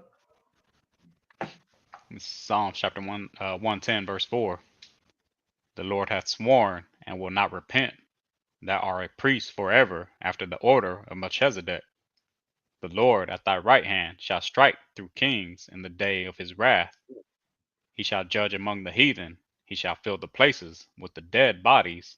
He shall wound the heads over many countries. You can read the last one. It's fine. He shall drink of the brook in the way. Therefore shall he lift up the head.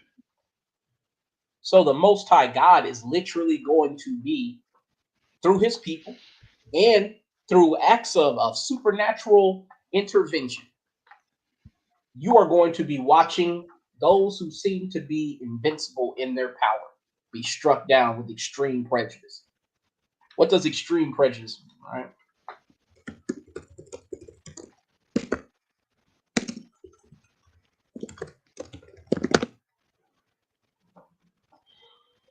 Seemingly senseless or irrational hostility. Can you imagine you're about to be shot by some Edomite and he gets hit by a bus and explodes into like 3 pieces? Those are very grievous judgments, but that's what you're about to start seeing happen on the earth. The same way when it talks about the famine of the word and, fleeing from a lion only to get away and flee from and meet a bear and get away from the bear and get into a shelter and put your hand on the wall and a snake bites you. It's going to be the same way that the Most High God is going to deliver the elect.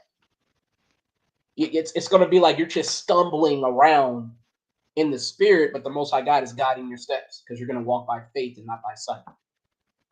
And he's going to preserve. But, brother, can you get me Jeremiah 51, 19 through 25? And if you got to take off, just let me know. Oh, we good. Come.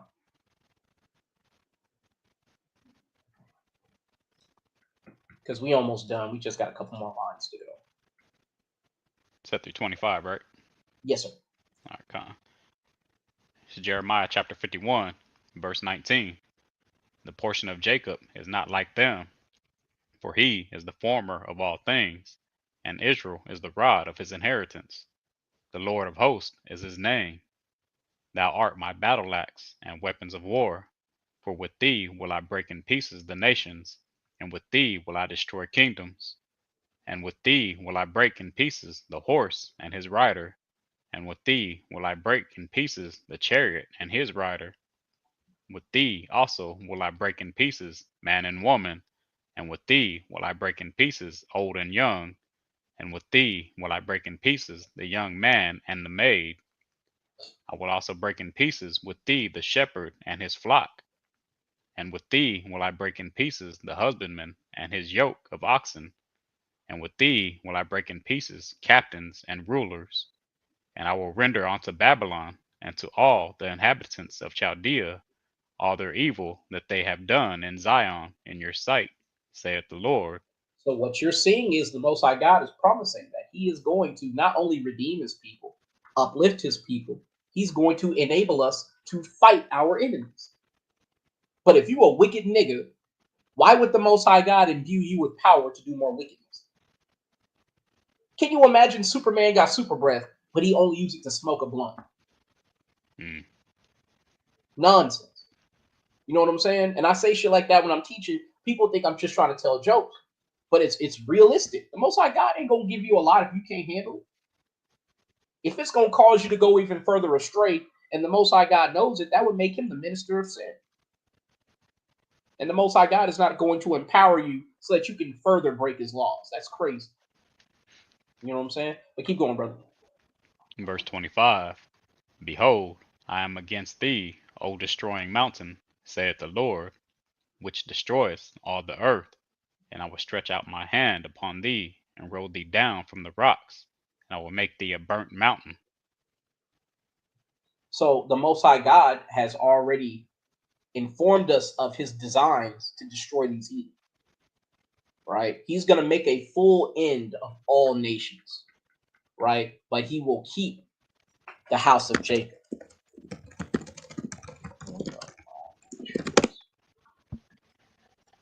This is Jeremiah 30 and 11. For I am with thee, saith the Lord, to save thee. Though I make a full end of all nations, whether I have scattered thee, yet will I not make a full end of thee, but I will correct thee in measure, and will not leave thee altogether unpunished. So although the Most High God has chastened us and disciplined us with the rod of the heathen, his design was never to do away with us entirely. And to the righteous who endure, the day will come where God will plead your cause, and he will extend mercy and turn back your captivity. And we're seeing that captivity be turned back now. Some of us right now, I'm one of them. I have not worked in over a month because my job basically ended. I'm a contractor in terms of my career. But the Most High God has provided a way for me and my wife to survive. You have to trust the Lord and just walk by faith. Those are the days that we're coming into, right? Brother, can you grab me real quick? Get me Ecclesiastes 12 and 1.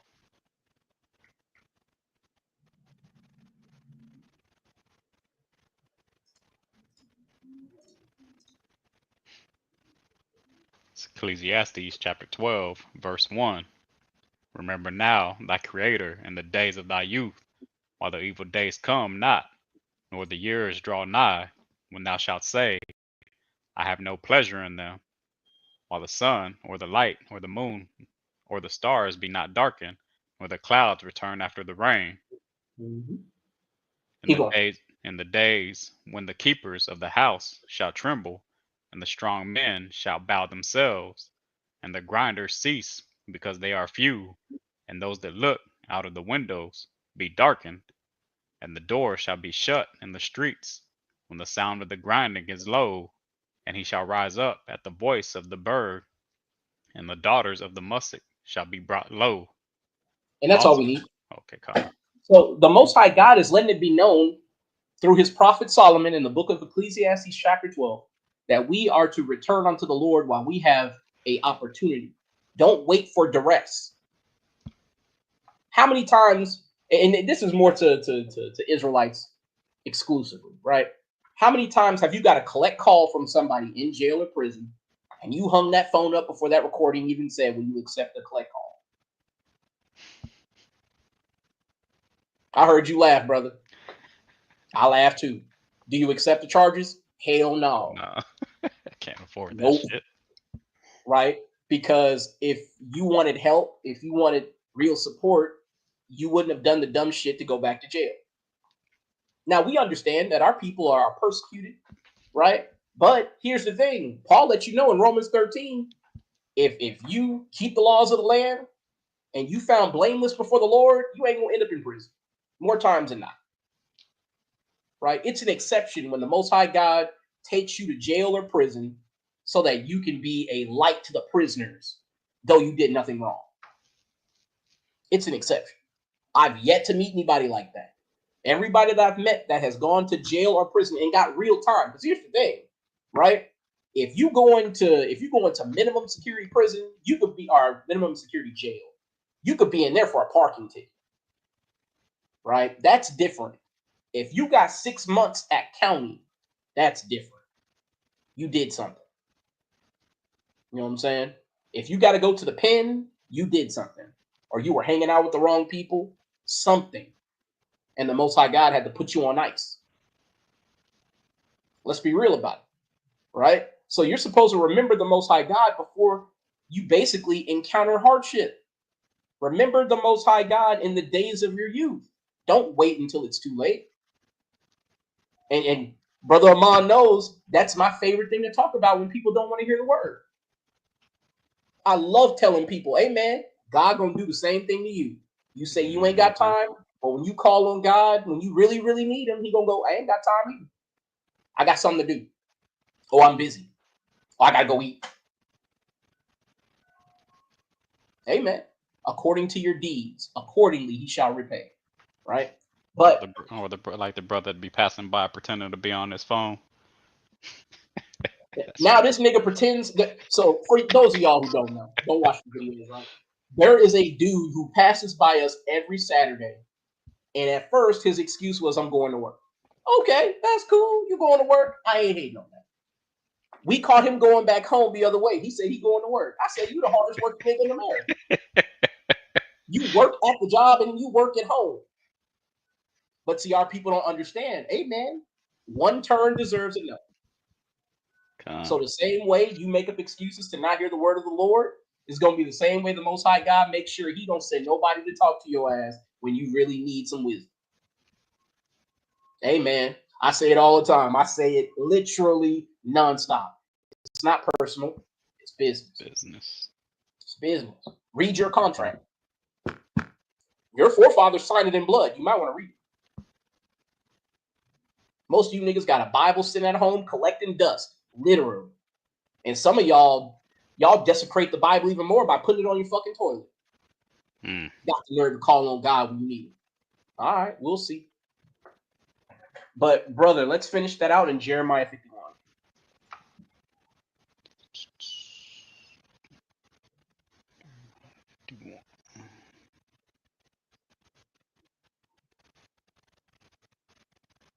Uh, 24.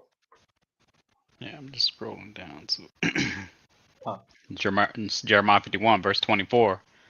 And I will render unto Babylon and to all the inhabitants of Chaldea all their evil that they have done in Zion in your sight, saith the Lord. Behold, I am against thee, O destroying mountain, saith the Lord, which destroyest all the earth. And I will stretch out my hand upon thee, and roll thee down from the rocks, and will make thee a burnt mountain. So the reason why I wanted Brother Amon to read that again is because those of y'all who place your trust in these heathen and in their governments and in their jobs and the opportunities that they can give you while they're in power, those of you who have your heart set on them, you are going to be disappointed. You're going to be devastated. Can you imagine some of our boule talented 10th type I love white man niggas? Can you imagine what's going to happen to them when the white man goes, hey, man, ain't enough jobs to give you anymore to sabotage your own people. You got to go back and live with the niggas.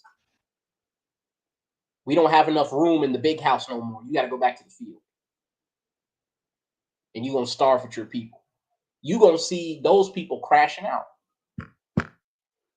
because they ain't going to have no allies in their community because they done spent their time telling the rest of us how lowly and base and crass we are and how stupid we are. If we just got on the same page as the white man, you'd be all right. Them days coming. But, brother, can you give me Isaiah 19 and 14 through 18? We almost done.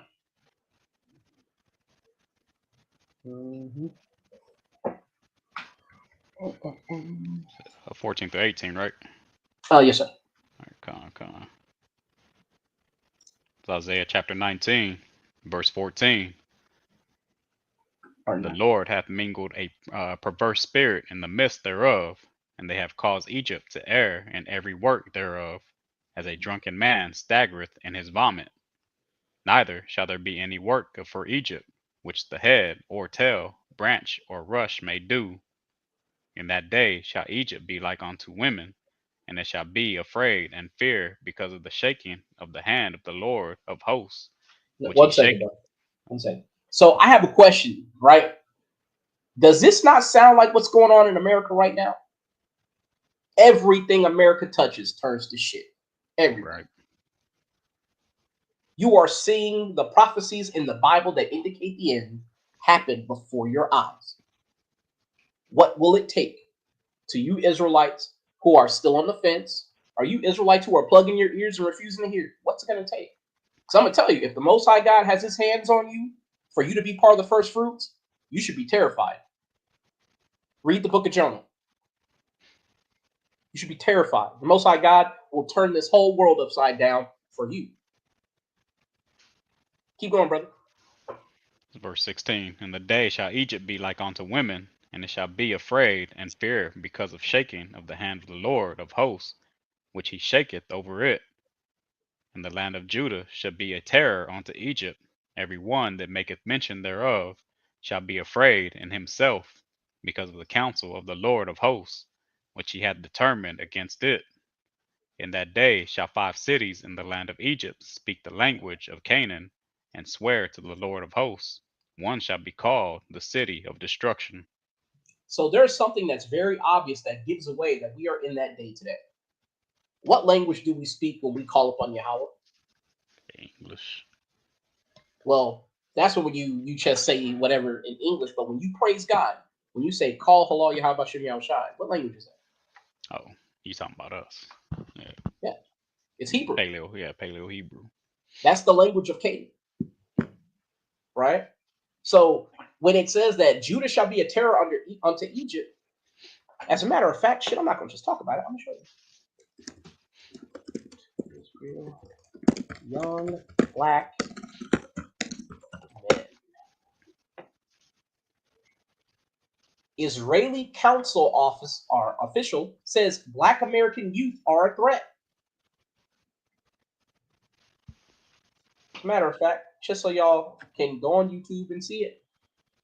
Not to blow the sister's channel up, but what you have here is you have these Amalekites. Let me get the whole quote up here. The major problem with Israel is with the young generation of the black community. What do you mean? Aren't you in the middle of a war, a multi-front war that you're losing, by the way? But yet your number one threat are niggas who don't live anywhere near you? Why is that?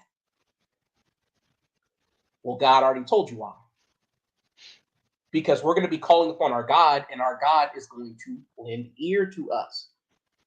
And he's going to redeem his people and preserve the Commonwealth of Israel. the real Israelites, right? These heathen know who you are, Jake.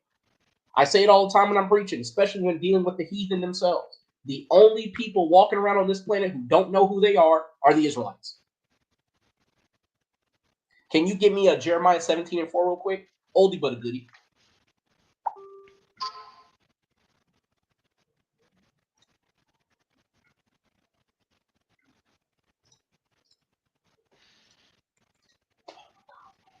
It's Jeremiah 17, verse 4.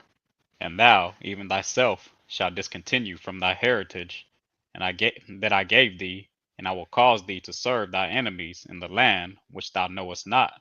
For ye have kindled a fire in my anger, which shall burn forever. So they're well aware that we've been discontinued from our heritage. If you read Psalms 83, right, the heathen are part of the so-called axis of evil, the people who have caused the remembrance of us to cease from the earth. Yes, the Most High God did that. However, he used the heathen to do it. And they have a vested interest in our people not knowing who they are. That's why trying to get this word out, some of our people might say, like, if you're preaching with passion, it's not that serious. Not understanding, no, it is that serious. Your enemies are conspiring to literally lock you up. And if you refuse to let go of this whole idea that you're God's chosen people, eventually they're going to go, hey, man, fuck it, I'm going to kill you.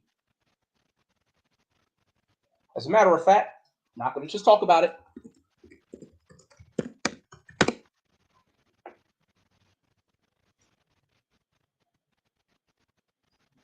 These are the Noahide laws, right? These are the laws. You see this? Kabod, Jewish. See, these are the so-called Jewish people.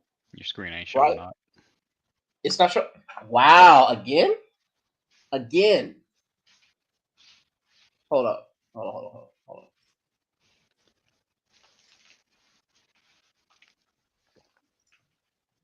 Oh, shit, that's the wrong screen. Bro, I'm gonna tell you, man. Yeah, this whenever you talk about certain things, man, I'm sure if you say certain words, it triggers algorithms and they cut stuff off. Because what are the odds? Right? There we go. Cool. So in Judaism, the 7 Noahide laws, I'm not even going to say that in Yiddish because it's nonsense, right? But these are the so-called laws of Noah, right? And what they're going to do is they're going to try to institute these through the government, right? As a matter of fact, laws signed in 1991. So this is a law to allow the execution of Christians and non-Jews in America, and it was passed in 1991. You can look this shit up. We're not making it up. I know people hear us talking, they think we're crazy. Man, these niggas, some of them got these tassels on, some of them dress like Power Rangers, and they speak real loud and they make loud noises that make people sad. But if our people would take heed to what we're saying, they would quickly be able to see your enemies they've been devising a plan to deal with you. Look, this is on the government website. Look at this. Right? You can look at all these different things about the Noahide laws. Let me see. No, it's not. Right? There it is. And wouldn't you know it, George W. Bush passed it. Does that really surprise you? Because it shouldn't.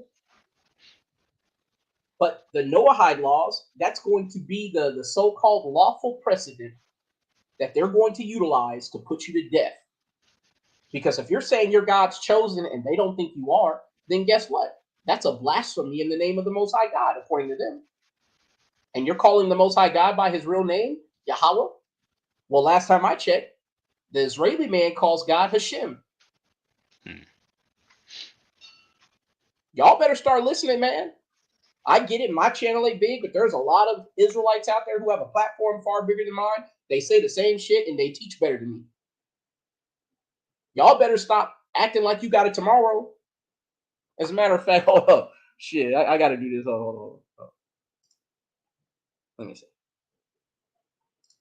I'm going to reshare. Hold up.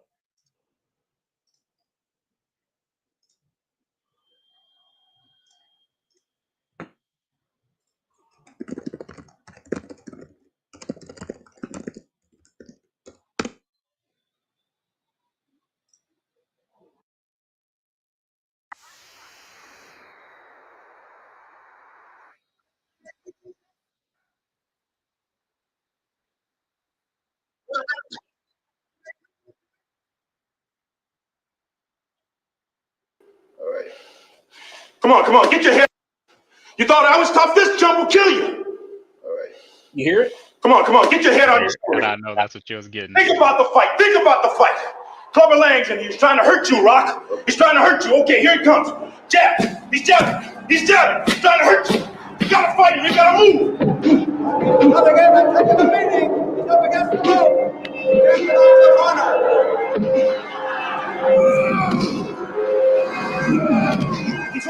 He's hooking. Damn, Rock, come on. What's the matter with you? Tomorrow. Let's do it tomorrow. There is no tomorrow. There is no tomorrow. There is no tomorrow. Y'all hear that? Mm-hmm. That's a movie. But the message is all the same. It's important. There is no tomorrow. Most of you niggas, like all the stuff I read tonight, most of y'all who don't read the Bible probably didn't even know that shit was in the Bible and it's all happening right now. And you said, you know what? I'll go back to church next week. I'll turn over a new leaf next week or tomorrow. There is no tomorrow. Not anymore. Wake up. But let's finish out. Let's finish out and can you grab me Micah 4:11 through 13?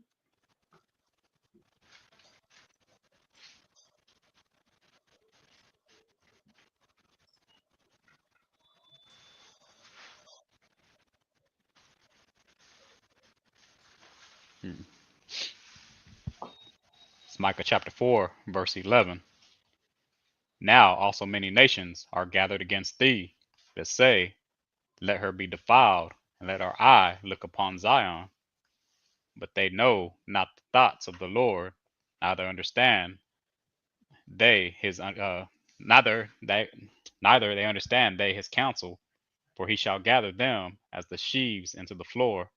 Arise and thresh, O daughter of Zion, for I will make thy horn iron, and I will make thy hooves brass, and thou shalt beat in pieces many people, and I will consecrate their gain unto the Lord, and their substance unto the Lord of the whole earth.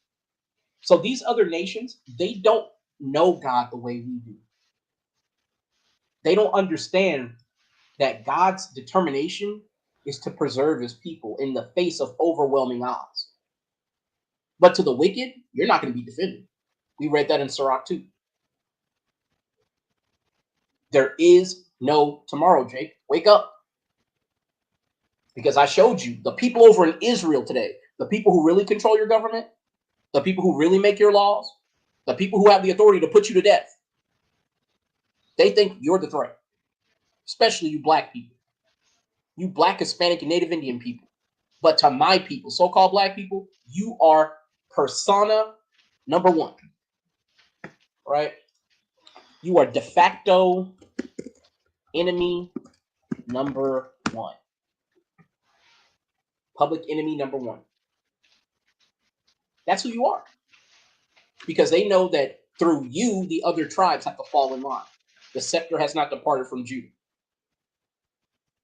As it says in Genesis 49. Wake up, Jay. Brother, can you get me Psalms 18, 31 through 42? And then I think we got like 3 other precepts to get, and then we'll be good. Lord willing.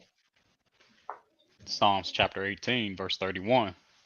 For who is God save the Lord? Or who is a rock save our God? It is God that girdeth me with strength, and maketh my way perfect. He maketh my feet like hinds' feet, and setteth me upon my high places. He teacheth my hands to war, so that a bow of steel is broken by my arms. Thou hast also given me the shield of thy salvation, and thy right hand hath holden me up, and thy gentleness hath made me great. Thou hast enlarged my steps under me, that my feet did not slip.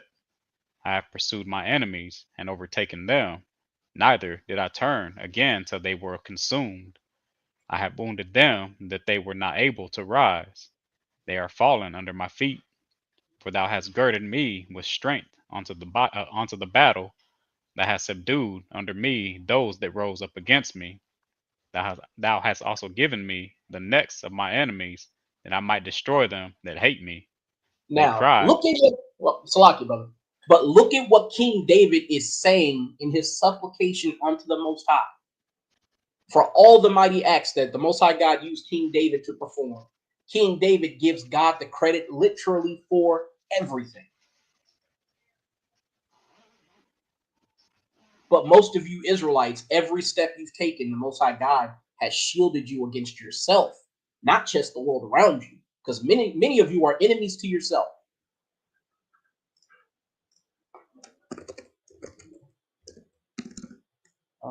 He who is evil to himself, to whom shall he do good? Many of you are evil to yourselves, right? This is Sirach 14:5. He that is evil to himself, to whom will he be good? He shall not take pleasure in his goods. Meaning your ass gonna die and leave it to somebody else that's more deserving, right? Most High God is gonna dispossess you of the goodly things and give it to somebody who it belongs to. And Christ told you that through the parable of the talents.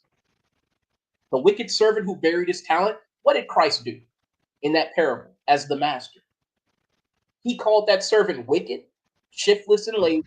He took that one talent and he gave it to the man who had already 10 talents, who properly used it, multiplied his money, and was profitable to the body of Israel. So if you are an evil brother or an evil sister and you can't even be good to yourself and do the things that God has ordained you to do for your own good, then how are you going to be good to anybody else? Again, your forefathers signed the contract, the covenant, in blood. You cannot disannul it. God has already said he's not disannulling. You trap Jake. Do your job. Finish it out, brother. It's verse 41. They cried, but there was none to save them, even unto the Lord, but he answered them not. Then did I beat them small as the dust before the wind. I did cast them out as the dirt in the streets. Y'all don't see this right here? The Most High God is terrible to the heathen. Terrible. Because this is who David is talking about. But the Most High God is equally terrible to the wicked. God in the book of Job is literally called the King of Terror. But, brother, can you grab me Isaiah 41, 10 through 16?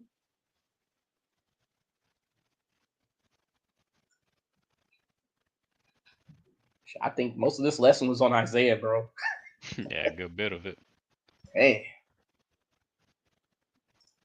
It's Isaiah chapter 41, verse 10. Fear thou not, for I am with thee. Be not dismayed, for I am thy God.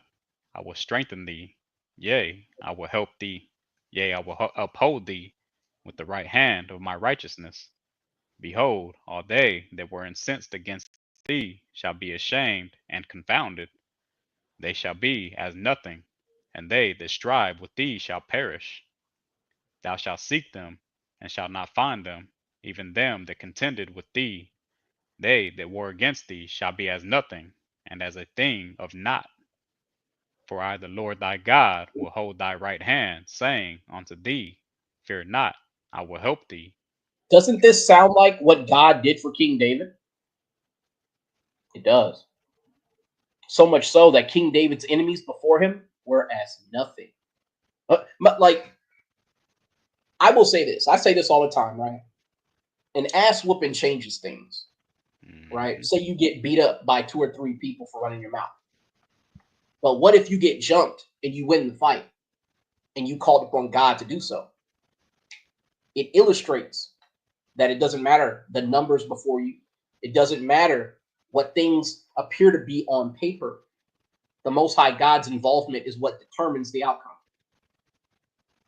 If you are wicked, the Most High God is not going to defend you. And your enemies have already come up with plans to come in like a flood. Keep going, brother. Verse 14. Fear not, thy worm Jacob, and ye men of Israel. I will help thee, saith the Lord, and thy Redeemer, the Holy One of Israel. Behold, I will make thee a new sharp threshing instrument having teeth. Thou shalt thresh the mountains, and beat them small, and shall make the hills as chaff. Thou shalt fan them, and the wind shall carry them away, and the whirlwind shall scatter them. And thou shalt rejoice in the Lord, and shalt glory in the Holy One of Israel.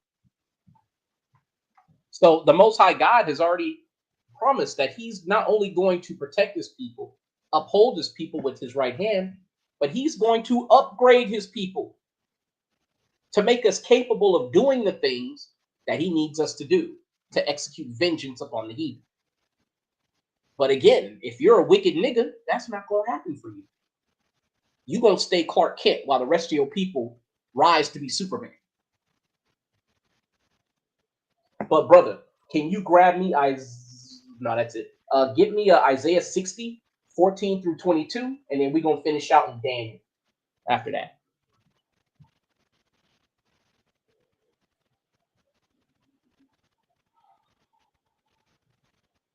It's Isaiah chapter 60, verse 14. The sons also of them that afflicted thee shall come bending unto thee, and all they that despise thee shall bow themselves down at the soles of thy feet, and they shall call thee the city of the Lord, the Zion of the Holy One of Israel.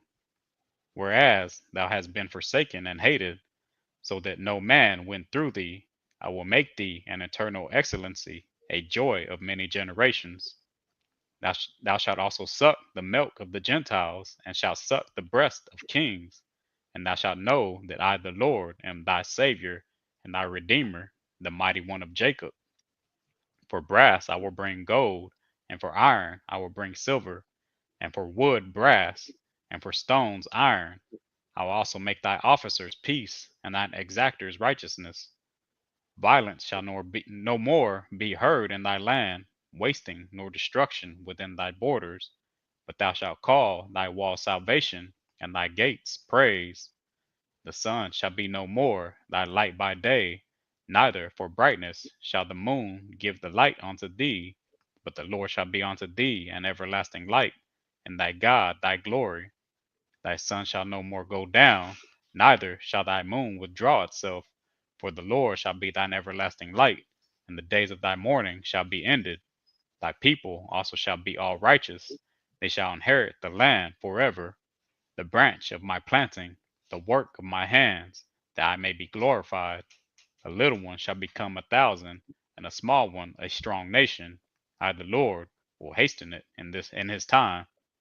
So the Most High God is literally promising his people that he is going to return everything that we had at the apex of our power and multiply it 1,000-fold. That's what God has promised to those that love him. And by loving God, you keep his commandments, as it says in 1 John 2, starting at 3 on that. Oldie but a goodie, we love to grab it. But sometimes we lose the context of what God has prepared for us if we do serve the Most High and keep his commandments and endure unto the end. It's important to go over the first works, your first love, the things that form the foundation of your faith. It's important to do that so that you understand and maintain the scope of your mission, the parameters of your duties. It's very important. The Most High God has already promised you peace, violence no longer being heard in your city. He's already promised you wisdom, right? Because how many times do you read the Bible over and over again only to forget things, leave things out, misinterpret things? Because the Most High God is going to be with thee as an everlasting light. Because part of the new covenant is him putting his laws in you. Not to mention, a lot of us brothers and sisters, we don't have nearly as many children as we would like. I'm 40 years old. I want children. But here's the thing. I have a job to do. I have a job to do. And that's not to vilify you brothers and sisters who have children, right? But at the same time, though, there's hazards that come with that. Because when you send your toddler off to school or to daycare and they want to read Billy Has Two Daddies, you got to deal with that. When they want to put your son in a tutu, you got to go up to the school and say, hey, man, not my son. So the hazards of having children that are never secure, never safe, and there being no might in your hand as it says in the curse in Deuteronomy 28. Your eyes failing with longing for them all the day long. Some of our people know what it's like to have their children seized by CPS for less than reputable reasons, right? Say you don't want to give your child a certain punch, right? You don't want to give your child certain procedures. All of a sudden, oh, here they come. Accusations that you're abusing your kid. There's a lot that we have to deal with, but the Most High God has already promised He's about to turn it all around. But if you don't endure to the end, you're going to be sitting it out for about 1,000 years. You're going to be born back in the kingdom, looking down, looking ashamed, with your hands in your pockets, kicking rocks. Talking about, man, my bad, guys. I tried to get it, but I couldn't. If you're aware of this truth, hey, man, do what you got to do to be a righteous servant. It ain't hard, right? But lastly, brother, can you go to Daniel 2 and 44? And then we're going to finish out with Daniel 7, 21 and 22. Gotcha. Daniel chapter 2, verse 44. Yes, sir. And in the days of these kings shall the God of heaven set up a kingdom which shall never be destroyed, and the kingdom shall not be left to other people, but it shall break in pieces and consume all these kingdoms, and it shall stand forever. So the kingdom under Yahushua is going to be an everlasting kingdom, and it's not going to be left to anybody else, right? It's going to be a kingdom for the Israelites to enjoy and to rule in. And there's going to be plenty of order. There's going to be plenty of things to do, plenty of jobs. However, it's not going to be any suffering like basically the lot that is here right now. The majority of what we do here is cope with the suffering that we have to go through. When you go to work, when you wake up, I'm going to tell you, the older I get, when I have to wake up before 7 a.m., my body is literally telling me, stop doing that shit. You can tell it kills you to wake up that early because you're not supposed to. When you're working a double shift and you barely see your family and you come home and your kids look a little stranger to you than they did the day before, that's not healthy. That's not supposed to happen. But yet, that's what you have to deal with here in this kingdom. In the kingdom of heaven, that will not happen. I know I said it was the last, but can you go to Isaiah 49 real quick?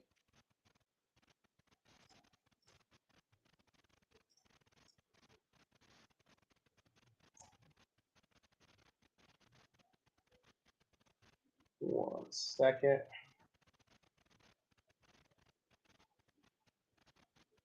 So, and start at verse 11 and read down to about, damn, yeah, it's all good. It's all good. But read down to, let me grab it in my Bible because I have it highlighted. Let's lock it.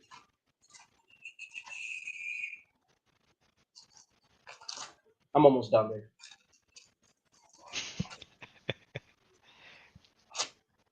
Those of y'all who teach at home a lot, how y'all handle monopolizing the house and having everybody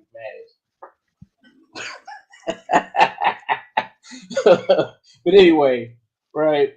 Can you read from 13 all the way down to 20? It's Isaiah chapter 49, verse 13. Sing, O heavens, and be joyful, O earth, and break forth into singing, O mountains. For the Lord hath comforted his people, and will have mercy upon his afflicted.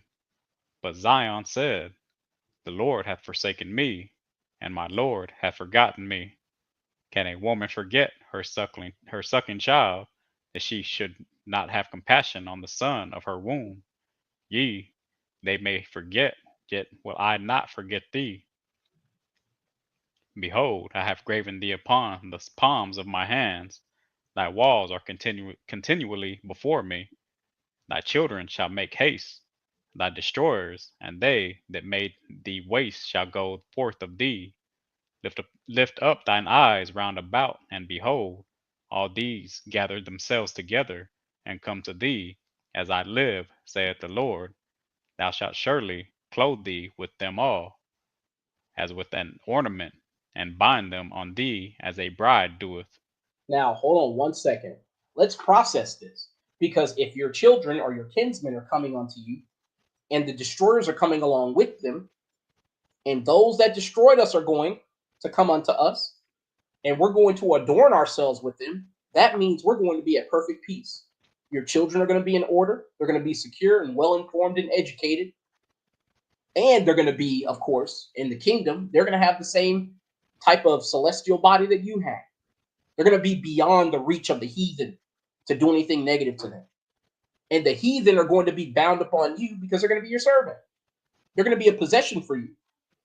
Your destroyers and your detractors are going to be your workmen, your farmers.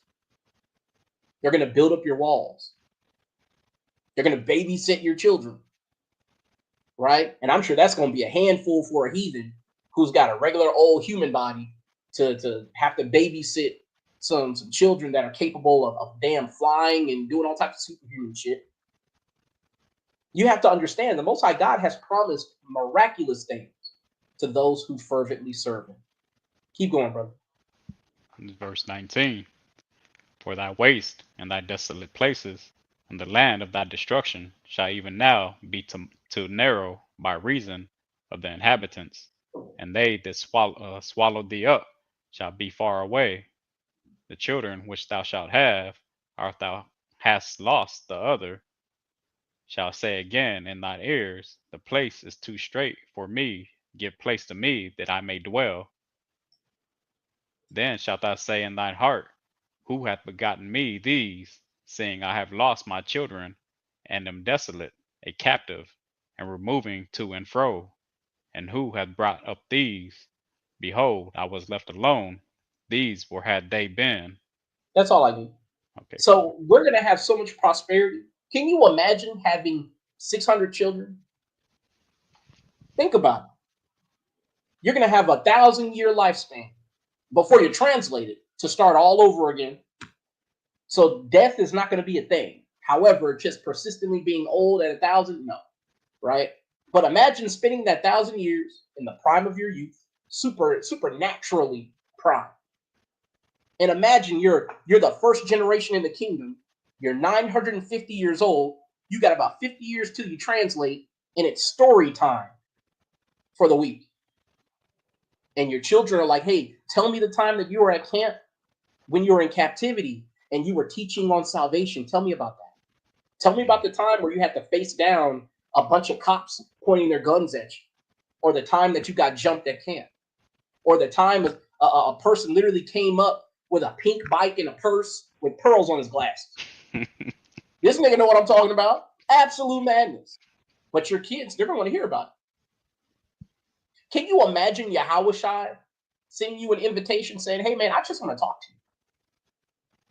I just want to get a debriefing on everything that happened while you were in service, preaching that word. That's the honor that the first fruits are going to get. Now you see how the disparity between honor and dishonor, it's wide, dare I say vast. But let's finish out in Daniel. Can you get me Daniel 7 and 21? I'm trying to make sure, because why would I put and 22? Because logically, it's just 21 and 22. But if you could read that real quick, Bob Kishaw. Daniel chapter 7, verse 21.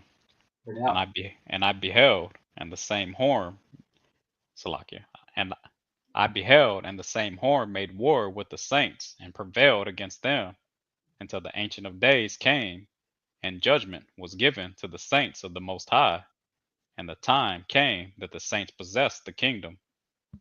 So if you understand the vision that's spoken of here with the four beasts, you would know that fourth beast is the kingdom now. That little horn is America. We are in the days where we are about to inherit the kingdom. We are like, if you were in a basketball game, they basically turn the shot clock off. Some of y'all are down by 2. You could hit a 3, but here's the thing. If you're a wicked nigga, that ain't happening. As a matter of fact, some of y'all, at the last second, you close, you're going to get posterized by an Edomite. He's going to put his nuts in your face. And you're going to get destroyed. Yep. Hold up. And for those of y'all, that's an old term, right? Brother Amon knows what I'm talking about. All right. Getting posterized is when somebody is doing this to you. This shit will appear, right? And yeah, some of y'all gonna have Satan dunk on you like this at the very last second. And you ain't gonna be part of the first fruits. You close. You down by 2. But when you pass the ball in, you got slack and you did a turnover, easy one. And with 3 seconds on the clock, Satan dunked on your ass and made the gap between you and winning the game insurmountable. Simply because you didn't keep your hand to the plow when it mattered. Brother, can you read me verse 27 and we will hang it up with that?